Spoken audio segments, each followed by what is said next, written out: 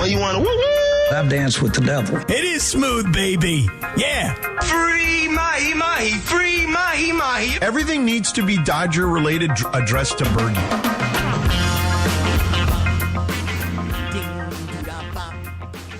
Oh, I always like it when I could say 702 straight up. Good morning. Welcome to the Monday edition of the Sedano Kap Morning Show, LA's only local sports morning show on this Monday, April 27th, 2026. I mean, I'm glad there's no sweep because now we get a Wednesday game. Yeah. We get to play around in the suite, smack it around. Crazy. Yeah, we're just a couple of guys messing around. That's what we are. Well, we need the content. Yeah, and we need the content. What are we going to talk about? How the Kings got swept? I mean, the And how Kings the getting Ducks- swept was also very, It was expected. very emotional The yesterday. Ducks do what George Sedano challenged the Kings to do. The Ducks beat the Edmonton Oilers. They're up 3-1. As in, somebody once said, quack, quack. Indeed. That's all I got for today. You guys That's go it. from Now there. you're done with us, huh? That's it? You're done? You're All done. right, He's good. done. Because I ran And into now a buddy we of go. Yeah, I here ran goes into a Sedano. bud- Oh, a guy said too much Morales. Oh. Well, not a guy. Literally one of like the top executives at a network said, I love, he loves our show. He's a big P1. He's been a P1 for years. And he says, you're right.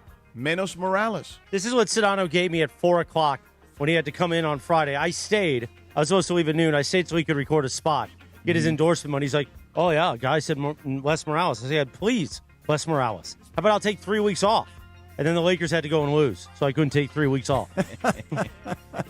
You were going to take 3 weeks off? I was going to do the show tomorrow and Wednesday. No, I was going to do the show tomorrow. Then I was going to be gone the rest of the week. Right. Why? Where are you going? Home. But now I got Wednesday in the suite. We got Damon Lyons coming. I got to go to Avner tomorrow to kiss his ring. Okay. Yeah. Well, I know I've been there and done that. Yeah, I'm tired of doing it. Yeah. You say I hello. understand. Now, why don't you kiss this? Yeah. Quack, quack. Hey, listen. Yeah. This was kind of, you didn't expect them to sweep, did you? No. Especially, fact is, I mean, you had to assume they were going to lose last night, right? Right. Well, mean- it was the perfect storm for LeBron to have a bad game. Like, when you looked at the schedule, remember we said, Yes. we said, Yes. oh, man, that schedule looks good for Right. LeBron Very until good. the fourth game. Right. Because that's it. There was the one, every other time they had 2 or 3 days off, right? Him carrying this large burden now. Right. This was the one with 1 day off Yeah. in between. And they looked it. Come yeah. on, they looked it last night. I mean, LeBron, listen, as great as LeBron was on Friday night, and make no mistake, he was amazing. And so was Marcus Smart, and there were other contributors as well. But LeBron on Friday night was spectacular, and we'll go into it, obviously, in a few minutes. But you had to think last night these guys are running on fumes. You know, they got out to this big lead. They won the first game. That was the must-win game. You know, they had the rest. They were at home, etc. They won game 2. That was a big, huge win. Game 3, not sure anybody really saw that one coming, especially the way it ended when they were down big, with like 30 seconds to what go. LeBron did on Friday night. First of all, I thought he was going to win it in regulation. Let's start with that part of the equation. Like, that ball was on line. It just was a little too strong, like hit back iron.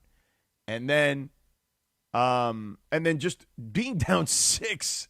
Right. I mean, it's very rare that I've seen anything remotely close to that in an NBA game. Well, but think about this. I don't know how many times you've probably gone back and watched the play where LeBron hits the 3 to tie the game. Yeah. But if you go back and you watch that play over and over again. Well, I saw it to Titanic's music, thanks to Lindsay. Yes, That we was all got amazing, that. wasn't it? Yeah, when you put in the dramatic music, it makes it even that much better. But when you really watch that play, the number of things that have to go right for that play to even happen. Oh, my God. For LeBron to make the shot. Think about it, okay? Well, it was first like part 4 of it- different plays. I mean, first of all, the ball could have been stolen at least once or twice. Well, right. I mean, first LeBron pokes the ball away from Shepard, gets the ball to Smart. When Smart throws the ball, it goes over Shepard, and I don't remember who the second defender was from Houston, but it goes over 2 defenders into LeBron, but LeBron can't actually make a good catch on the ball. So LeBron actually taps the ball with his right hand, and then with his right hand taps the ball over to Kennard. Kennard also can't make a clean catch on the ball. He gets it, though, and he gets it back to LeBron. And then LeBron pump fakes and then steps back a bit and then shoots to knock it down.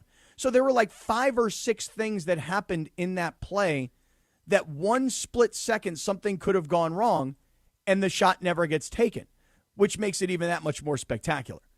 So after Friday night, George, and the emotion of Friday night, the likelihood of the Lakers coming back when, let's face it, you're up 3-0, you can kind of take your foot off the gas. Even if you say you're not going to, you kind of subconsciously might, plus you're freaking wiped out. And on the other side, let me give Houston an ounce of credit. They actually played with some pride last night. Like, they could have packed it in, quit, and said, why do we want to fly back to L.A. to get our asses handed to us, to have to turn around and fly home to start our vacation? I thought Houston played with some pride last night and actually looked like they were better without Kevin Durant, very frankly, because it just seemed like everybody knew what they were doing. And, again, it's, hey, we don't have to worry about this guy, and we don't have to worry about him saying things about us or tweeting about us. Let's just go out there and ball. So I thought last night it was pretty obvious that the Lakers were going to get beat. And they got beat bad. They got worked. And LeBron just looked exhausted. I mean, the passes that he was throwing. I'm 41 years old. He called them pick sixes. Yeah, they were terrible. But I got to give him his credit. I mean, dude is exhausted. Yeah, for sure. I don't think there's any question. Like, it just is what it is. And it's hard to sweep, to your point, for a number of different reasons, whether it's the Lakers' just exhaustion or whether it's just pride on Houston's part. Houston's a good defensive team. They've been a great defensive team all season, and they had not shown that in this series yet, and they showed it yesterday. So, yep, block shots, passes picked, fast break points, defending the rim. I mean, everything that you would expect a team to play with some pride, they did that last night. Yeah. And listen, I was yelling at my TV. I know we were all in our group chat last night. I don't even know why LeBron was in the Ball Knowers group chat. Yes, we were. Yeah, by the way, Berkey's not in the Ball Knowers. I was making jokes about Mace, and I was like, nobody's really biting, and then I realized Berkey wasn't in it. I don't listen. I don't know if I don't think I actually run that chat. Great, so I'm texting with Parker. That's just what I needed on a Sunday night. I'm not in that one either. I'm in the Lindsay and Berkey aren't in there. No, I was not. Listen, I didn't. I don't think I created that. How did I get in there? Created it? I don't know. Yeah, really, that is a good question. Yeah, I don't know. Our group chat was really silent. I mean, that's because we were in Ball Knowers. We were in Ball Knowers. Yeah, sorry. Smacking it around in Ball Knowers. Yeah, nobody was in ice scrapers either. Nobody was in the ice scraper chat. No, I had listen, when I looked at the score, I was like, I'm done with ice scrapers. Time to retire that one till October of 26. So yeah, for those that scoring at home, there are 3 group chats. There's Sedano and Cap. There's Ball Knowers, and then there's Ice Scrapers. Although Ice Scrapers is on ice for the rest of the Ice Scrapers is just me and Samboni. Nobody else ever says anything in Ice yeah, Scrapers. Although I guess if the Ducks beat Edmonton, maybe there's it's worth like reviving for a minute. I even complained in the Ball Knowers chat. I said, "Wait a second, are none of you Ball Knowers Ice Scrapers simultaneously?" Yeah, and nobody even responded to you. Right, yeah, nobody gave me any love. Right. So who is all in that one? In that so it's version of the Ball Trudell, Knowers? DeAndre, Funchy Lover. Really, Parker. Funch is in the Ball Knowers and me and Greg aren't? Come on. Well, I mean, he is the Lakers producer. There is that. I know, but he's going to Olive Garden, remember? Yeah. But and then Cappy and Morales and Okay. I mean, I didn't create the chat, so I don't, Who did create it? Do you remember? I don't remember, but it wasn't me. I don't know, but Funchi? we should probably Was it make Funchi some... that did it? Yeah, it must have been. We have one with DeAndre? Trudell and Ramona, who's a real Ball Knower. Yeah, but Yeah, then no, I Sedano mean- kicked Ramona out. I didn't kick Ramona out. Oh, What are I thought you talking did. about? I don't know. By the way, Funchi's in Ball Knowers. This Why? Ball Knowers it says Ball Knowers 2.0, and I did not create it, so I Nor don't did know. I. I don't know how to do this. I have no idea. By the way, why is Funchi in it when he don't ever have anything to say? It's very rare that Funchi has anything to say. And why but is anyway, Parker let's still talk in it? about. Let's us have something to say about Yeah. this game. Yeah. So I'll say this. Go ahead. So 2 things. The DeAndre Ayton thing, everyone's talking about it today. JJ said it wasn't intentional. And Udoka said he believed it was intentional, although he didn't believe he deserved to be ejected. Thought it was soft. And Şengün said the same thing. Şengün said, I didn't expect him to be ejected. And I'll just add this. I think DeAndre Ayton was trying to put a forearm in his back, and then if you watch the video again, Şengün kind of ducks under. You know what I mean? He like bends down, and what ends up happening is he hits him in the head. Mm-hmm. But I think he meant to put it like in the top portion of his back, like in his shoulder blades. Yeah. And then when he bent down, there was nothing he could do. That's it. It was just like you hit him in the head. Deandre Ayton said, he goes, hey, man, we're just two big sweaty guys out there, and my arm kind of slips, because I'm trying to, forearm him, like you said. Yeah, we're just a couple of guys messing around. That's what we Just a couple of sweaty dudes out there just kind of throwing it around. Yeah. And, look, here's what JJ said after the game. He goes, look, this kid is like the sweetest, nicest soul you'll ever meet. In other words, he don't have it in him. He doesn't have that Draymond Green in him to want to hurt somebody or to want to kick somebody where it hurts really, really bad. It's just not in his personality type. In fact, if anything, we might all want him to have a little bit more dog in there. But he's a sweetie. Dog. He's a sweetie. He's a sweetheart of a guy. He's lovely. He and by the way, what's kind of funny about last night and Deandre Ayton is I was rooting for this, didn't know that it would actually really happen. When he left the game, George, he was the leading scorer. He didn't play the last quarter and a half. Yeah. And he still was the leading scorer. Yeah, which kind of gives you an idea of the night that the Lakers were having. In a game that they were getting their ass kicked. Right, So exactly. It gives you an idea of the kind of night they were having. DeAndre Ayton is the only guy really producing. I mean, it took LeBron, I want to say, midway through the fourth quarter-ish before they finally pulled him out, where he scored his 10th point. And it just was not going to be the Lakers' night. And I don't know how everybody else feels, but that game last night doesn't mean one thing to me. Doesn't mean one thing. You already had a 3-0 lead. You could have pulled your foot off the gas a little bit, consciously or subconsciously. On the other side, you had a team that said, you know what, come on, guys, let's not give up. Let's play with a little bit of pride. Let's see what can happen here. They were at home. They got it done. Everything that could have gone wrong last night for the Lakers did, from turnovers to poor shooting performances to guys being exhausted, et cetera, et cetera. You know what? You get on the plane, you come home, you get in your own bed, you wake up this morning, you're at home, get in your car, you go to the facility, life is back on track, and Wednesday night, you take care of business and you finish this thing off. Hey, and that's Sedano, what I expect to happen. Hey, Sedano, do you think Kevin Durant plays on Wednesday, or do you think he never plays for the Rockets again? Because that's what Evan was saying this morning on Unsportsmanlike. He was saying he thinks he's never going to put on the jersey It's again. possible. Yeah, it's possible. Good content layering, Bergie. It is possible. I don't know the answer to that. Look, I don't believe. I mean, are you trying to insinuate that he's not hurt?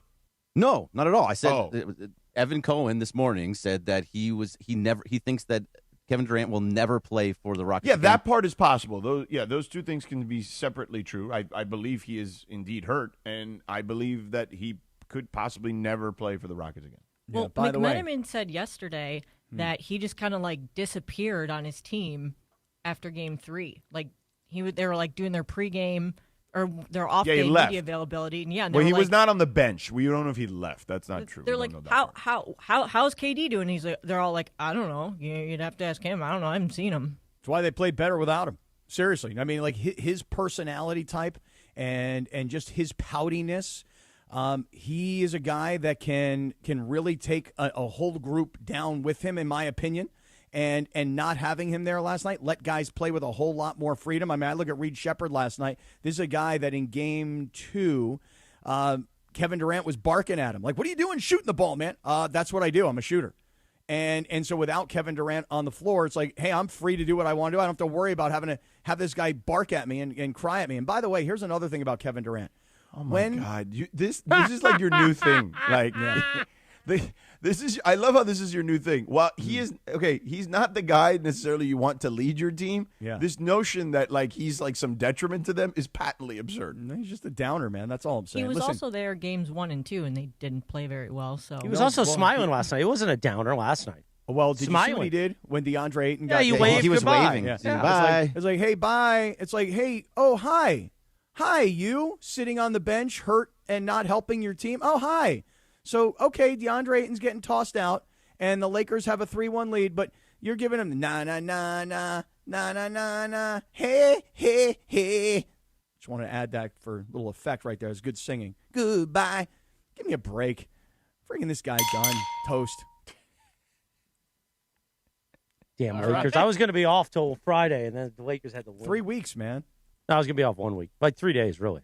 7:16, and you know what you could have done since the beginning of the Sedano and Kap Morning Show? Well, go see our friends at Valvoline Instant Oil Change. Get that lube job you want so badly. Home with the 15-minute drive-through oil change. Visit SoCalOilChange.com for a location near you.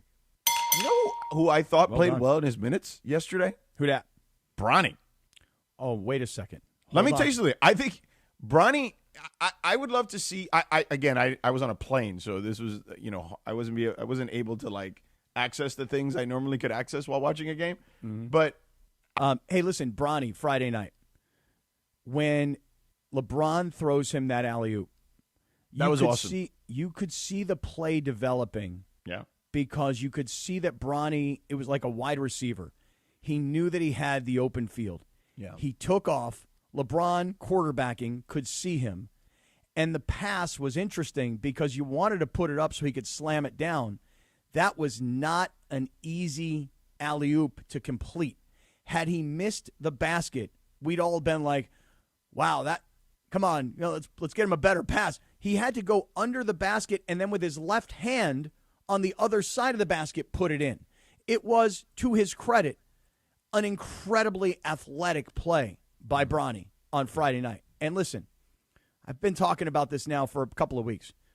LeBron is happier than he's ever been, and rightly so.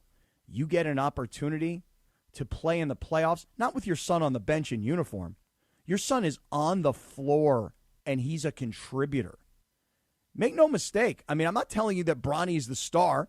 I'm not telling you that Bronny's going to be the leading scorer or that Bronny's going to be the MVP. He outscored the entire Houston bench on Friday. What were those numbers, Lindsay? Not great. Well, he had like 5 points, I think. I think they only had 2.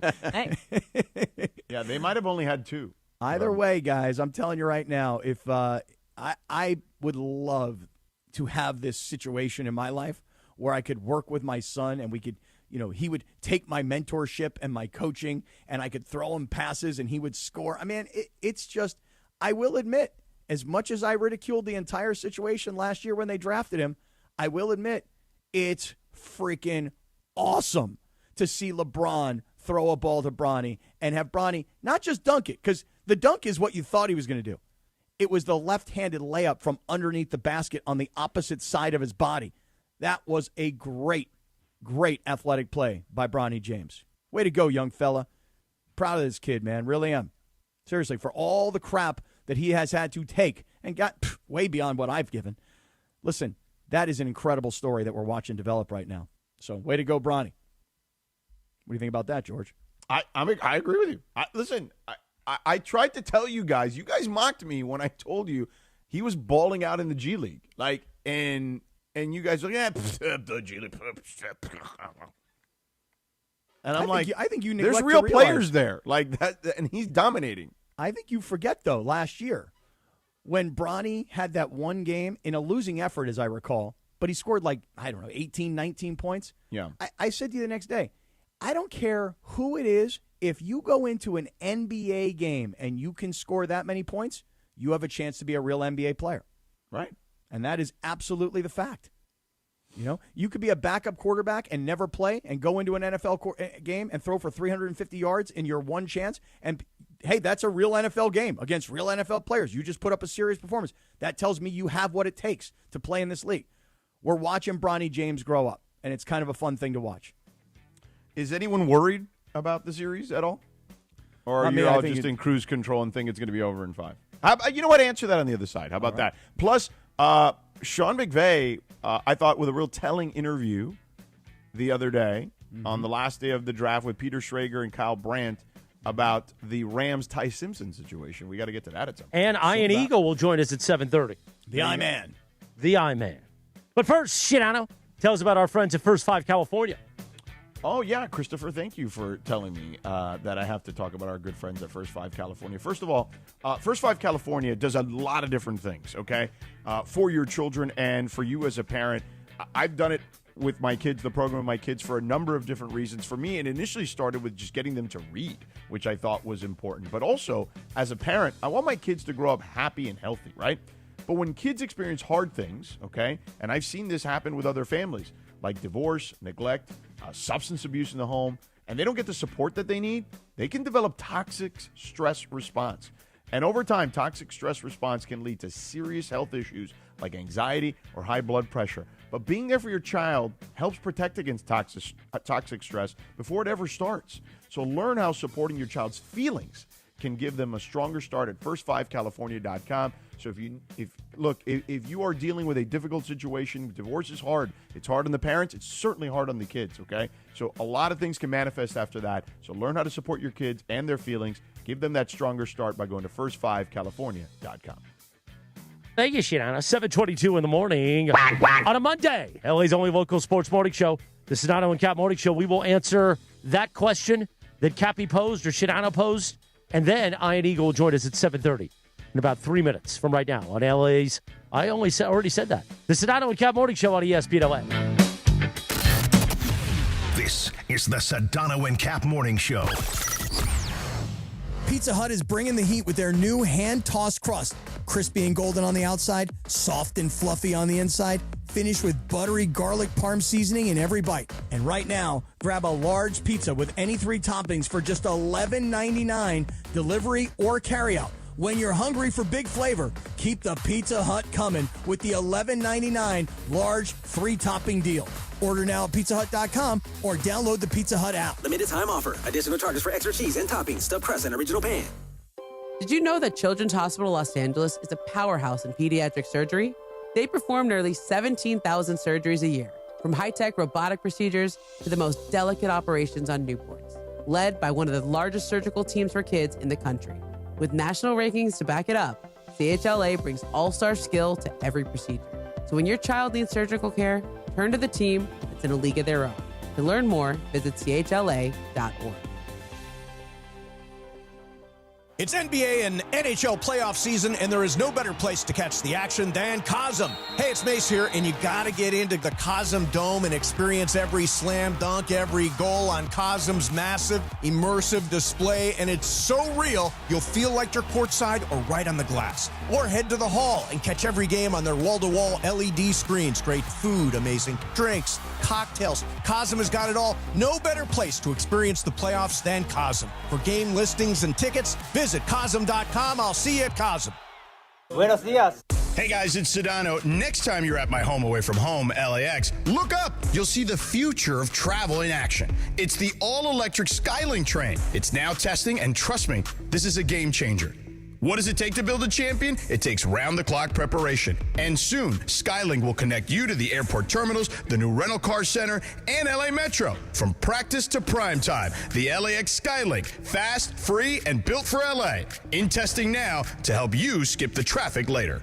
Evan Cohen here. PayPal is now the official peer-to-peer payment sponsor of the NFL, which means all the money moments that fandom creates, whether splitting tailgate costs or chipping in on tickets and game day food between friends, are covered. Wherever the game is played or watched, PayPal moves with fans. You can send money through text, email, or directly to your friends with eligible accounts on Venmo. Just download the PayPal app, share all the moments that matter. Account with PayPal is required, not available in all regions where PayPal operates. Evan Cohen here. In life, as in sports, the pros make it look easy. That's why pro golfers like Jason Day, Ben Griffin, and Patton Kazire trust the pros in lawn care. True Green. They have the experience and expertise to give you a lawn worthy of the PGA Tour. And since True Green does the work for you, you get more free time, or more tee times. So stop stressing over your lawn and start loving it. Sign up now at TrueGreen.com, because nobody makes it easier to get a golf course quality lawn than True Green, the official lawn care treatment provider of the PGA Tour. The Sedano and Kap Morning Show is on. And this is going to get a little complicated, Cappy, so follow me here I'm for a listening second. very intently. Mornings on ESPN LA will never be the same. I'm listening very intently. Go ahead. I can't wait to hear what's about to happen next. Back to Sedano and Kap. 7:26. Good morning. The Sedano and Kap Morning Show on a Monday. Cappy, happy 67th birthday to this young lady, Sheena Easton.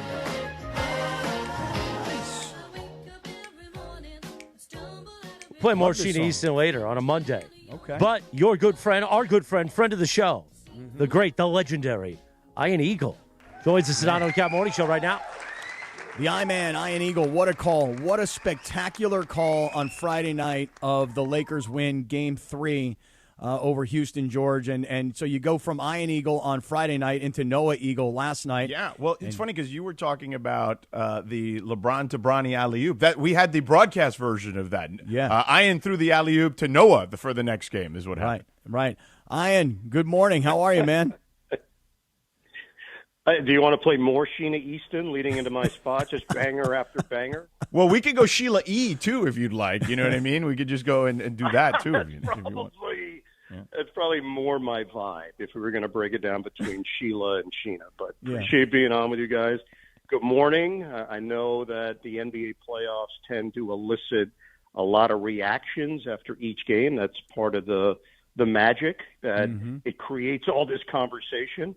And the series that you're focused in on, I believe, is at the center of all of that reaction. I'm not sure how Lakers fans are feeling this morning, but you're up 3-1. You got a shot to wrap this thing up at home. That's obviously something you would have signed up for prior to the series. But how you get to 3-1 is always interesting as well. And coming off this loss, there seems to be at least some general feelings that Houston may have found a little something from Game 3 into Game 4, and now we get set for what this might look like in a Game 5. Yeah. Can we go back, though, to Friday night? Because, we were all watching on Friday night, and I'm guessing most people thought this game was over. There's 30 seconds to go, Ian, and you're down by 6. And then the Marcus Smart play happens, and he hits the three free throws. Okay, fine. You're still within a possession, theoretically. But on the call of the LeBron 3 to tie the game, George and I were just talking about it before you showed up. So many things, Ian, had to go right, from LeBron poking the ball to Smart making the pass to LeBron not being able to catch the ball but then tapping it to Kennard and then Kennard tapping it back and then like LeBron having to backstep to hit the 3. Just tell us what you were doing as we all got to hear your spectacular call and what you were thinking. Yeah, the thought process is how you laid it out. Stan Van Gundy, who obviously coached in this league for a long time, he's a basketball savant. There's a lot going on in his brain over the course of an NBA game. For him to come out and say prior to the Smith turnover that, all right, this one's over, basically is what he said. They're going to wrap it up. Yeah. And simultaneous to him saying it, the ball is intercepted by Smart. And look, what gets overlooked probably a great deal is the Tate foul, which was terrible. Yeah. I mean, among the worst decisions that you could make in that situation is put Marcus Smart to the free throw line with 3 free throws and stopping the clock. So that happens. That sequence is as bad as it gets. But now the next one goes into the annals as one of the most incredible chain of events that I've seen, and I've been doing the NBA for 32 years. Like that just doesn't happen at this level in the way that it happened. And you're right, it was a complete scramble play, and for the ball to end up in LeBron's hands right in front of the Houston bench, mind you, and for him to hit that 3 in the manner that he did. And here's the other part, which tends to get forgotten in this equation because the game ends up in overtime. The Lakers win the game. So the great highlight lives because they won the game. They had a chance to win the game somehow in regulation. Right. Like amidst all the things that took place, the fact that the Lakers had a chance to win the game at the Horn in regulation still mystifies me in the chain of events that happened. Oh, yeah. I mean, it's insane. I mean, think about it. The stat I saw, the Lakers going into that situation, teams were 1,786 in the last 30 postseasons when trailing by 6 or more in the final 30 seconds of regulation. And by the way, the one was actually recent. It was 2024 Sixers-Knicks Game 5 in the first round. So prior to even 2024, there was 1,700 teams that have lost in that situation. It was crazy. I would never, ever make this about me because it's not, and I make a very You did both of those concerted games? effort to I did that game as Oh, my God. I didn't remember that. Yeah. That's great. At Philadelphia Knicks, Jalen Brunson makes a shot late in the game that, in my mind, sealed the win. I thought it was done, over. And Philadelphia, Tyrese Maxey makes an excuse me three at the top of the key to get them back in it within one possession. And then it bottoms out for New York. And Philly ends up winning that game in OT. And then the Knicks win a thriller in Game 6 to wrap up the series. And I called that game as well. So that one that I don't know if it gets enough attention because of the way that it happened and the fact that the Knicks won the series, so people tend to move on from it. But that one was equally wacky, and I was equally shocked. And that was the one where I pretty much said it was over. So you're supposed to learn from those moments. I didn't say that the Lakers game was over, Stan did. So now Stan gets to live with that. And trust me, after the game, he was still in a complete state of shock as to what took place. But, yeah, I had called that game in 2024 as well. Ian, are you surprised, though, when you saw the effort that it took to win the game on Friday night and the overtime period and the Lakers taking a 3-0 lead? Are you surprised at all by their performance last night? Because it seemed to me, and I'm just watching it on television, it just seemed like these guys were emotionally and physically wiped with the short turnaround. What did you think? Yeah, I felt the same way. I just thought they were gassed. I thought they were gassed at the end of overtime as well when LeBron hit the deck and was rolling around and Jabari Smith rolls on top of him. And it just showed the effort level and the guile that these guys had trying to take a 3-0 lead. And that's not to say that it's even a conscious thing of, hey, let's exhale going into Game 4. We know we've got a cushion. I don't believe that at all. I think the Lakers went in with the right attitude. But, look, credit has to be given also to a team that was incredibly desperate. The home crowd was good. There were a lot of Laker fans there, as you know. And even it's funny from a play-by-play perspective, and George, you lived through this on various assignments, college football, NBA. When you're calling the game and the ambient noise is filtering into your headset, when the road team is doing something well, usually you're doing your play-by-play to virtual silence, or it's just the hum of a crowd. You're not getting the roar. But, man, I got to tell you, at times in Game 3, when LeBron made big play after big play, and the play from LeBron to Bronny, listen to the highlights. There's a roar to the crowd, which doesn't usually occur for the road team. So it just shows you Laker faithful traveled well. They're obviously everywhere, and they had a big impact in my mind in Game 3. But I give a lot of credit to Houston and how they handled their business in Game 4. They were ready from the word jump, and they carried it through the 4 quarters. Yeah, no question about it. And look, when we looked at the schedule, we had said, oh, man, this looks advantageous. LeBron is going to get a bunch of rest. And then I was like, oh, wait, Game 4. Yeah. That was the one with the one day off. I'm like, that could be the one where things go sideways for them. So it felt almost somewhat predictable. Now, they do have a ton of days off the next couple of days. They got at least 2 in the rest of these games if the series does extend. But I'd be curious to see, because Houston was, to your point, Ian, one of the better teams this year defensively. I feel like they found some continuity, and Cap has been killing Kevin Durant. I'm not there yet. I know that he may or may not be the easiest guy to deal with at times for some teammates, but I'd take his talent on the floor all day, every day. Yeah, obviously I was around him a lot during his Nets days. The guy is a baller. That's one thing you can never question about KD. If he physically could play, he would play. He does like being on the big stage. He does enjoy the competition that comes along with it. Look, it's certainly a question mark given the chemistry on this team and the stuff behind the scenes that may have taken place. It hasn't ended well in any of his stops, so I do think that's part of why the criticism could be valid in regards to Kevin Durant. But in terms of him wanting to be out there, I wouldn't question that. Just in my experience with him, the guy does want to go out and compete. That to me has never been part of the questions with him. Other things pop up, yes, but that's not one of them. And let's see, maybe he does recover and he ends up swooping in to play in Game 5 and make this thing even more interesting. Well, that's what I would. If I'm the Lakers, I want him to play. I want him to play. I want him to screw up. I'm serious. If I'm the Lakers, I want Kevin Durant to play because I want him to screw up the entire team chemistry for real. That's how I feel, Ian. I get that. Well, listen, Cappy, you just wait till. Go ahead, Ian. Sorry.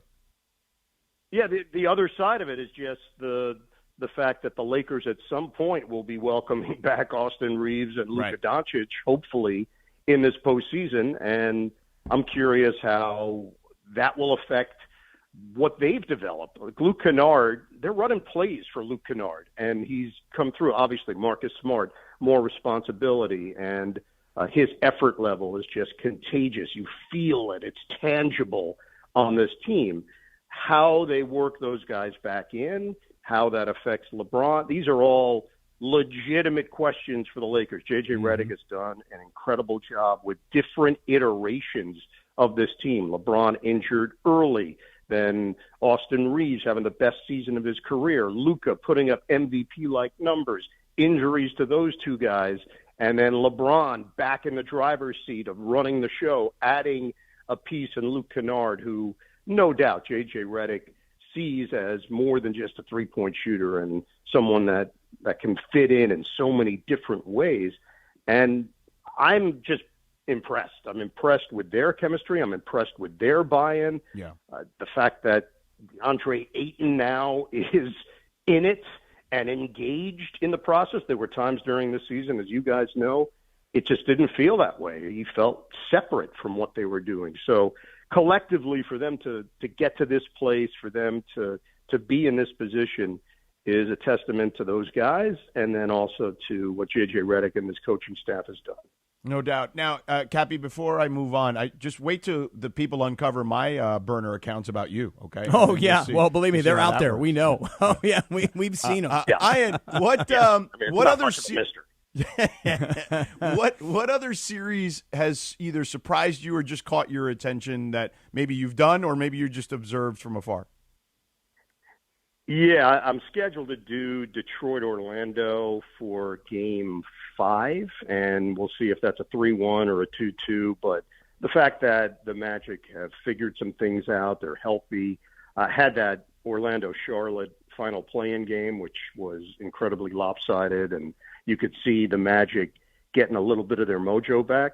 And it probably was the worst matchup that Detroit could have possibly had in the first round, just based on the fact that Orlando is incredibly physical. They don't back down. They're not intimidated. They can go bulk for bulk, and they're certainly capable. The issues with the Magic probably had more to do with the fact that they just never created consistent chemistry over the course of the season, and now it's paying off in a huge way, and we're going to see if Detroit is truly vulnerable or if this is just one of those great first-round battles that someone's going to emerge out of with a potential history in the making. A 1 seed going down in the postseason, to me, is still one that you have to put in the surprise category in the NBA. You play all these games, you win 60 games, you're one of the favorites to maybe do something special, and you find yourself in a complete dogfight in a potential 7-game series. That one, Cleveland-Toronto, odd. It just felt like the Cavaliers were playing with their food yesterday a little bit, and the fact that they regained whatever confidence they needed in that fourth quarter. And I'm watching the game thinking, all right, this is going the way that most of us thought. They got a little push from Toronto, but they'll take their 3-1 lead. They'll go home. They'll wrap this thing up. And that's not what happened. The effort level of the Raptors was tremendous. And now Cleveland, you're starting to question a little bit if this current group really works and can they handle the big stage. So mostly in the Eastern Conference. That Minnesota-Denver thing is so odd right now because of the injuries. Right. I think everybody is just expecting Denver to beat the Timberwolves by 20 points and then roll through this series. But that just hasn't been the case. Denver looks off. It's just not clicking for them. And it is, I think, the storyline of these NBA playoffs, at least round one. I mean, you mentioned Luka and Austin Reaves and their injuries, and then you got the KD injury, and now you've got the Ant-Man injury and DiVincenzo, who's out now. I mean, the injury bug is everywhere. And, George, this is a lot of what we talked about before the playoffs even started. You know, even Wemby did not look right, really, early yesterday, but I wasn't going to give up on that kid yet. Yeah. But you're going out on a limb there. You're not giving up on Wemby. Good job. Well, no, the point is that he looked rusty, and he looked like I just wondered, did he come back too soon? Right. But while he looked off early in the game, I was like, you know what, I'm not giving up because this kid, he may find it, and he eventually did. So I think, Ian, that's kind of the big story, at least in the first round, is all these injuries to big stars, and that's really the story here. It is, and look, having been around this game for a long time, I understand where the performance teams have come into play. These are large investments that owners are making in players, and they're trying to use science to completely understand how to best get what a player has available and get their very best on a consistent basis. We know that load management has been a huge story in the NBA, and we're yet to see where, at least for me, the players are reaping the benefit because these injuries are occurring at a rate that I don't know if we've ever experienced before. And they're large injuries. They're not just nagging injuries. These are season-ending injuries.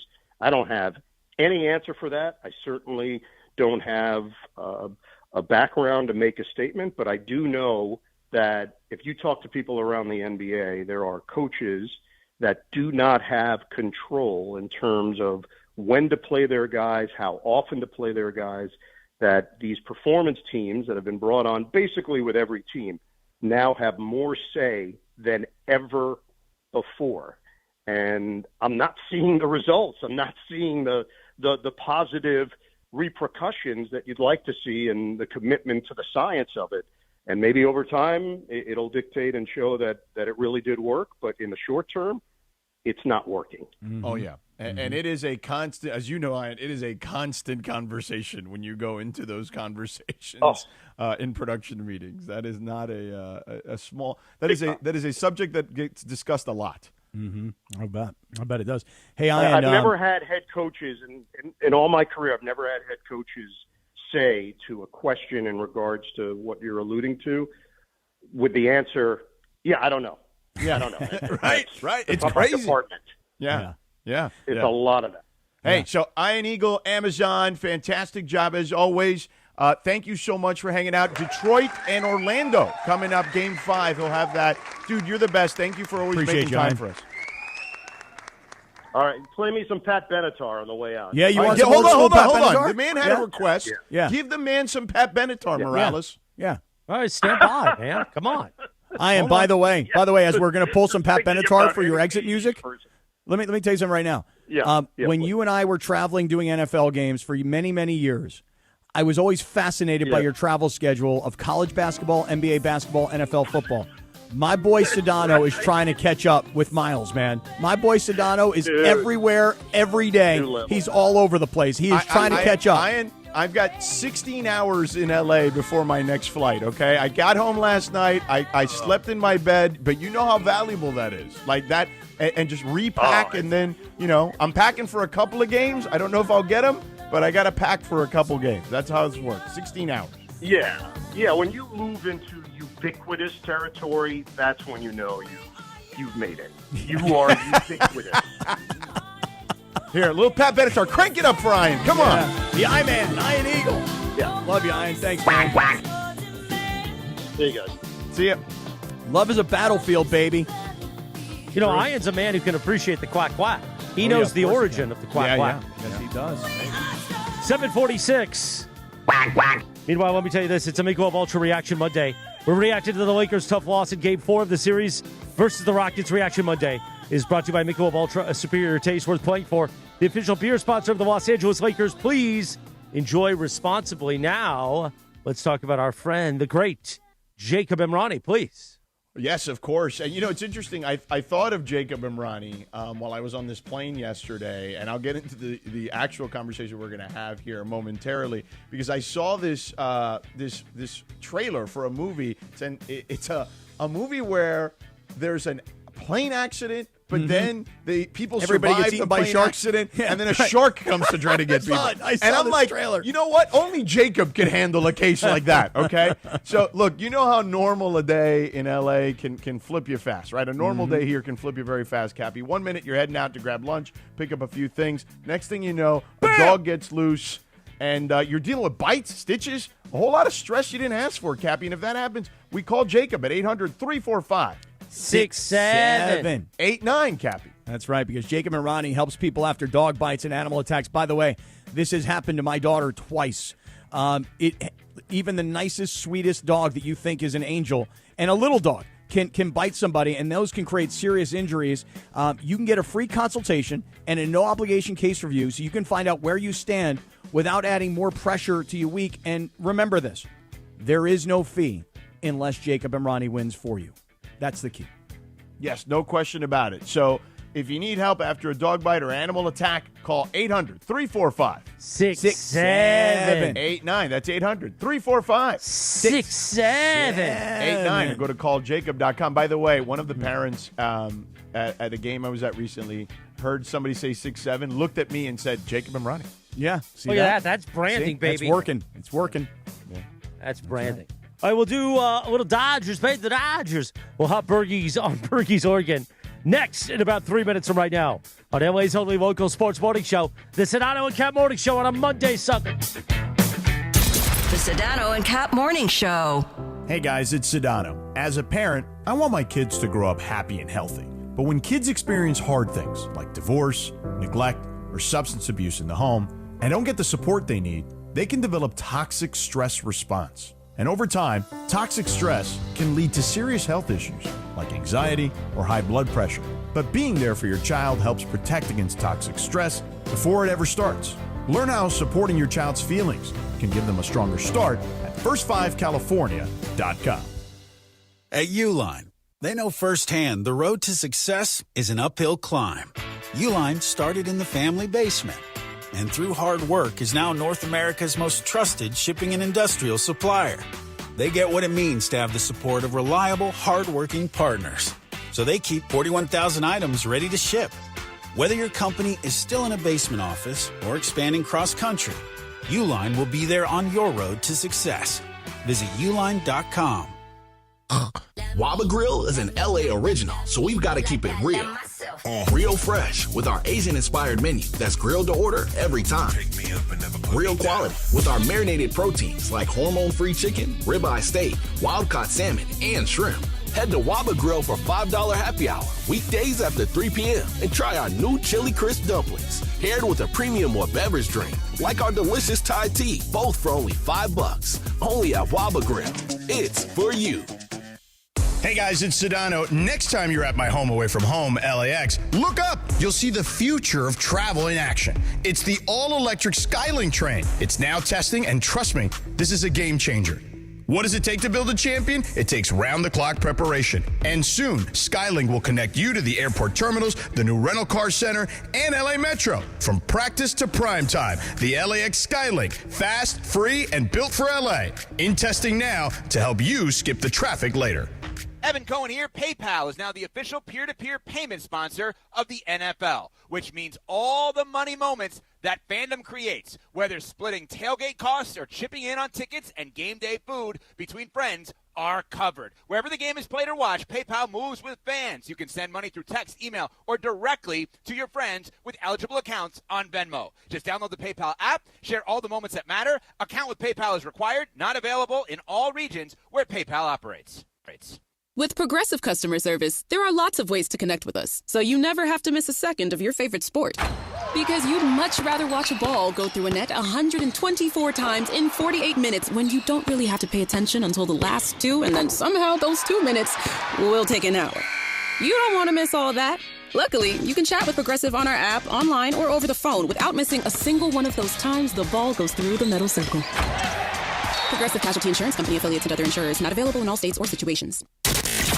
You're hanging out with the Sedano and Kap Morning Show. Yeah, this is my philosophy. This is mine. So I don't like your filosofia. No like. George Sedano, Scott Kaplan. No me gusto. No me gusta la filosofía. No me gusta la filosofía. More Sedano and Cap right now. 7:52. Good morning. Cappy, on this day in 1986, the number one hit. The legend Robert Palmer, Addicted to Love. Oh, yeah. Nice. Also today is National Gummy Bear Day. Hey, you should be celebrating. Why? Because you love your gummy bears. I do love gummy bears. Every time we're in the suite, I always get gummy bears. It's kind of a bit between Stephanie and I. So if she's not in there, I'll send her a picture of gummy bears and vice versa. Maybe I should send her some naughty pictures of you and the gummy bears on Wednesday night at East Central. Really?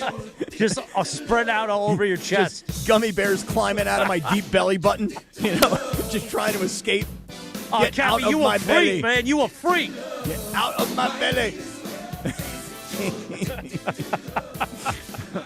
What is wrong with us, man? I don't know. It's Monday, man. It is Monday.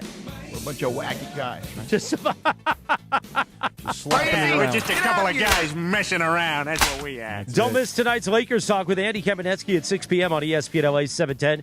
Andy will react to Game 4's tough loss to the Rockets and get you ready with how LeBron and company will rebound for Wednesday's Game 5. That's tonight at 6 p.m. on 710 a.m. and the all-new ESPN LA app, your home of Lakers basketball, ESPN LA.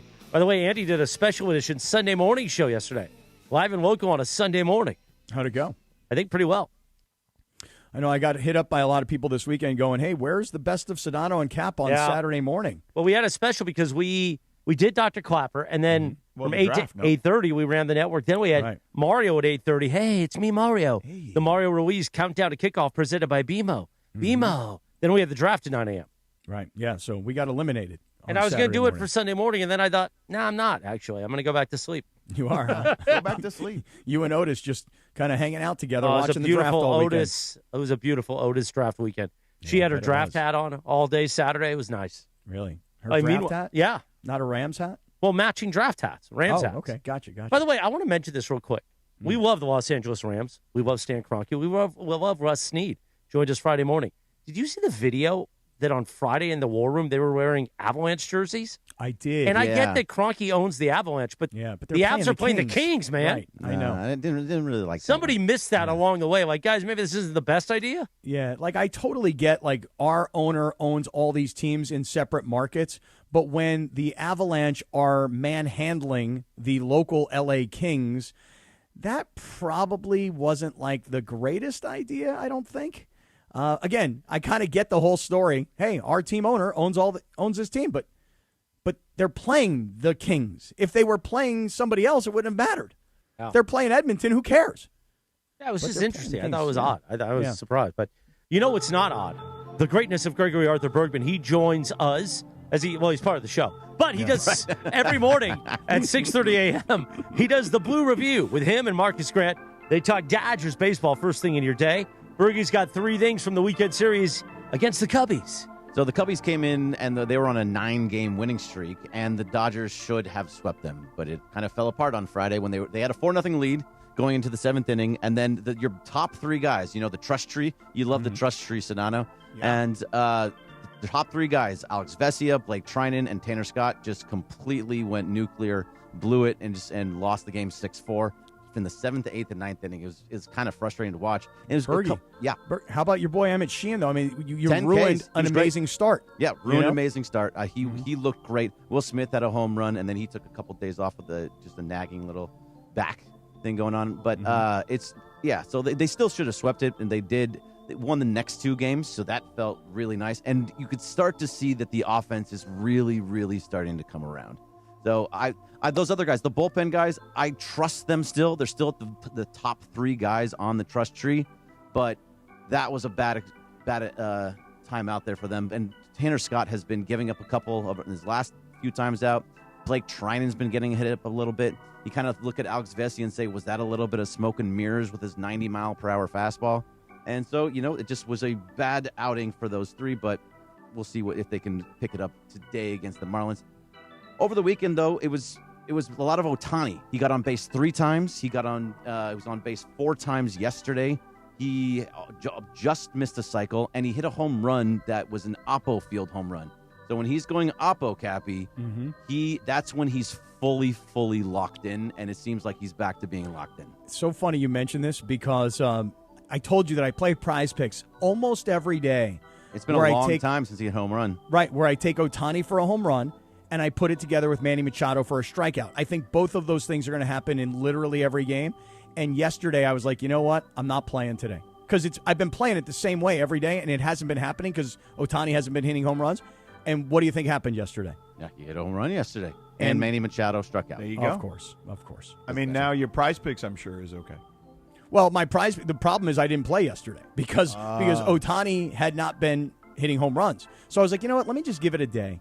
And, of course, on the day where I take off, that's the day Ohtani hits a home run and Machado strikes out. You can start up again. He may not hit one tonight against the Marlins, but he probably will start hitting a bunch of home runs again. I'm going to play it tonight. I'm going to play it. That's exactly why. I'm going to play it tonight because now I think he's going to break out. And then there's then Justin Robleski was the starter yesterday, and now this is the third straight start where he has looked really, really good. The beginning of the game, not so good. The first two innings, he threw over 50 pitches. He had bases loaded, nobody out in the first inning, bases loaded, 1 out in the second inning, and he wiggled out of all of it and looked really wiggle, and all the way, and he just somehow goes through 6 innings, through 109 pitches which is the most he's ever thrown. And really, the Dodgers don't allow pitchers to go to 100 pitches very often. He even came into the game in the 6th inning over 90 pitches, so they had the trust in him to be able to go into that 9th. And go even another, 6th, and go in a little bit further. So I've been really, really impressed with the Robleski. I think as a starter, he has like a .69 ERA, which he's just been great. And the fact that he was able to get out those first 2 innings, really, really impressive. Let me ask you something real quick. You've mentioned Friday's pitching performance, and you've mentioned Sunday's pitching performance. And I know a lot of us are keeping our eyes on Sasaki and what happened on Saturday. And you mentioned 100 pitches. He had 99 pitches. He had 5 strikeouts. Sasaki went 5 innings, gave up 7 hits, 4 earned runs. What did you make of that? So he's an up and down guy. So I was actually, again, I felt good about that start. It was a start that he was attacking the zone. So he did. I want him to start. I love how you just dismissed the home runs on your Instagram, though. The home runs. The home runs. I mean, the home runs. The first one was to Seiya Suzuki, where he had him in a 1-2 count, and he was just throwing all these sliders and splitters at the bottom of the zone, and he was about to swing at all of them, and then he decided to throw a belt high fastball right in his swing path. It was just a bad pitch. And then the one to Miguel Amaya was a really good pitch that Amaya just kind of reached out and got. So I thought, yes, the home runs were there, but I'm okay with him giving up home runs. I don't want him walking everybody. So there was only 1 walk. Now, in his next start, if he gives up 7 walks again, then we're going back and forth, and he's kind of in trouble. But that was the type of outing that I think the Dodgers like. I think Dave Roberts liked it. He thought it was a good outing, too. That's one that you can build on and move forward. It's the ones where he gives up, where he's just walking everybody, who's all around the zone and can't find it, that the ones that are a problem. Hey, last thing for me for the weekend from the Dodgers. What do you think about Dodger fans' reaction to Pete Crow Armstrong and his whole thing about how Cubs fans are really into the game? Dodger fans show up just to be seen and to take pictures.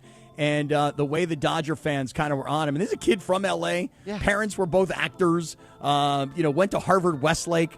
This is just odd that this kid would say this and then kept doubling down on it. What do you think of that? Listen, that's his opinion. I will say this. I think Dodger games are fun, but there are other places that are more, the fans are more, I would say, active. Participants, let's call it. I think that's not an unreasonable take. The fact that he doubled down on it, I don't think was necessary.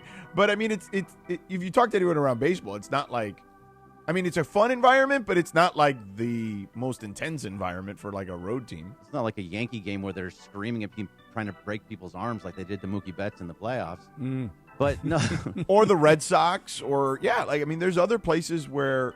And the Cubs fans are not necessarily like mean like that, like Yankee fans. But I would say the intensity level at other places could be higher, but who cares? Like, I don't know. I don't go to a game like thinking to myself, I want to go there for the intensity level. Like if it's a playoff game, maybe that's different, but I feel like the intensity level at any playoff game is going to be high.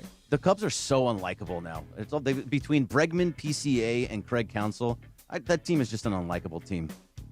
I like how you abbreviated the PCA. That's PCA. Good. Well, that's what they call him. He's Yeah, right. I know. I like it. Yeah. I know. I called them. Yeah. I went full name. I mean, they're unlikable. I mean, that's good. I mean, most people think the Dodgers are unlikable. But no, the players everybody are not thinks unlikable. You can't say that Shohei, Mookie, Freddie, Yama are unlikable players. Well, These are not to you. unlikable players. No, right, but to you. But everybody else hates You're the seeing Dodgers. this through blue lenses. Right. No, Like I know. but everybody no, else hates so the Dodgers. those guys, no, they hate the Dodgers and what they do and how they built the team, but they don't hate the players themselves. Because they're not Actually, they unlikable players. No. I agree with you. I agree with you. But tell that to another fan base, and they would Right. disagree with you. I think, Greg, you are definitely like a little bit of a blind spot here. Well, no, like I love those guys. I think it's great. The fact that we get to watch those guys every night to me is literally a dream. Like I have not watched more baseball. I have not watched this much baseball in this early in the season. Even in years where they've been good, like I feel like I'm more locked in now than I've been in previous years. Right. And I would just say over the last 3 or 4 years, I've probably watched more baseball than I've watched in 20. Yeah, baseball's big right now. I just don't think they're like as people, they're not unlikable. No, they're not. PCA is unlikable. They're not.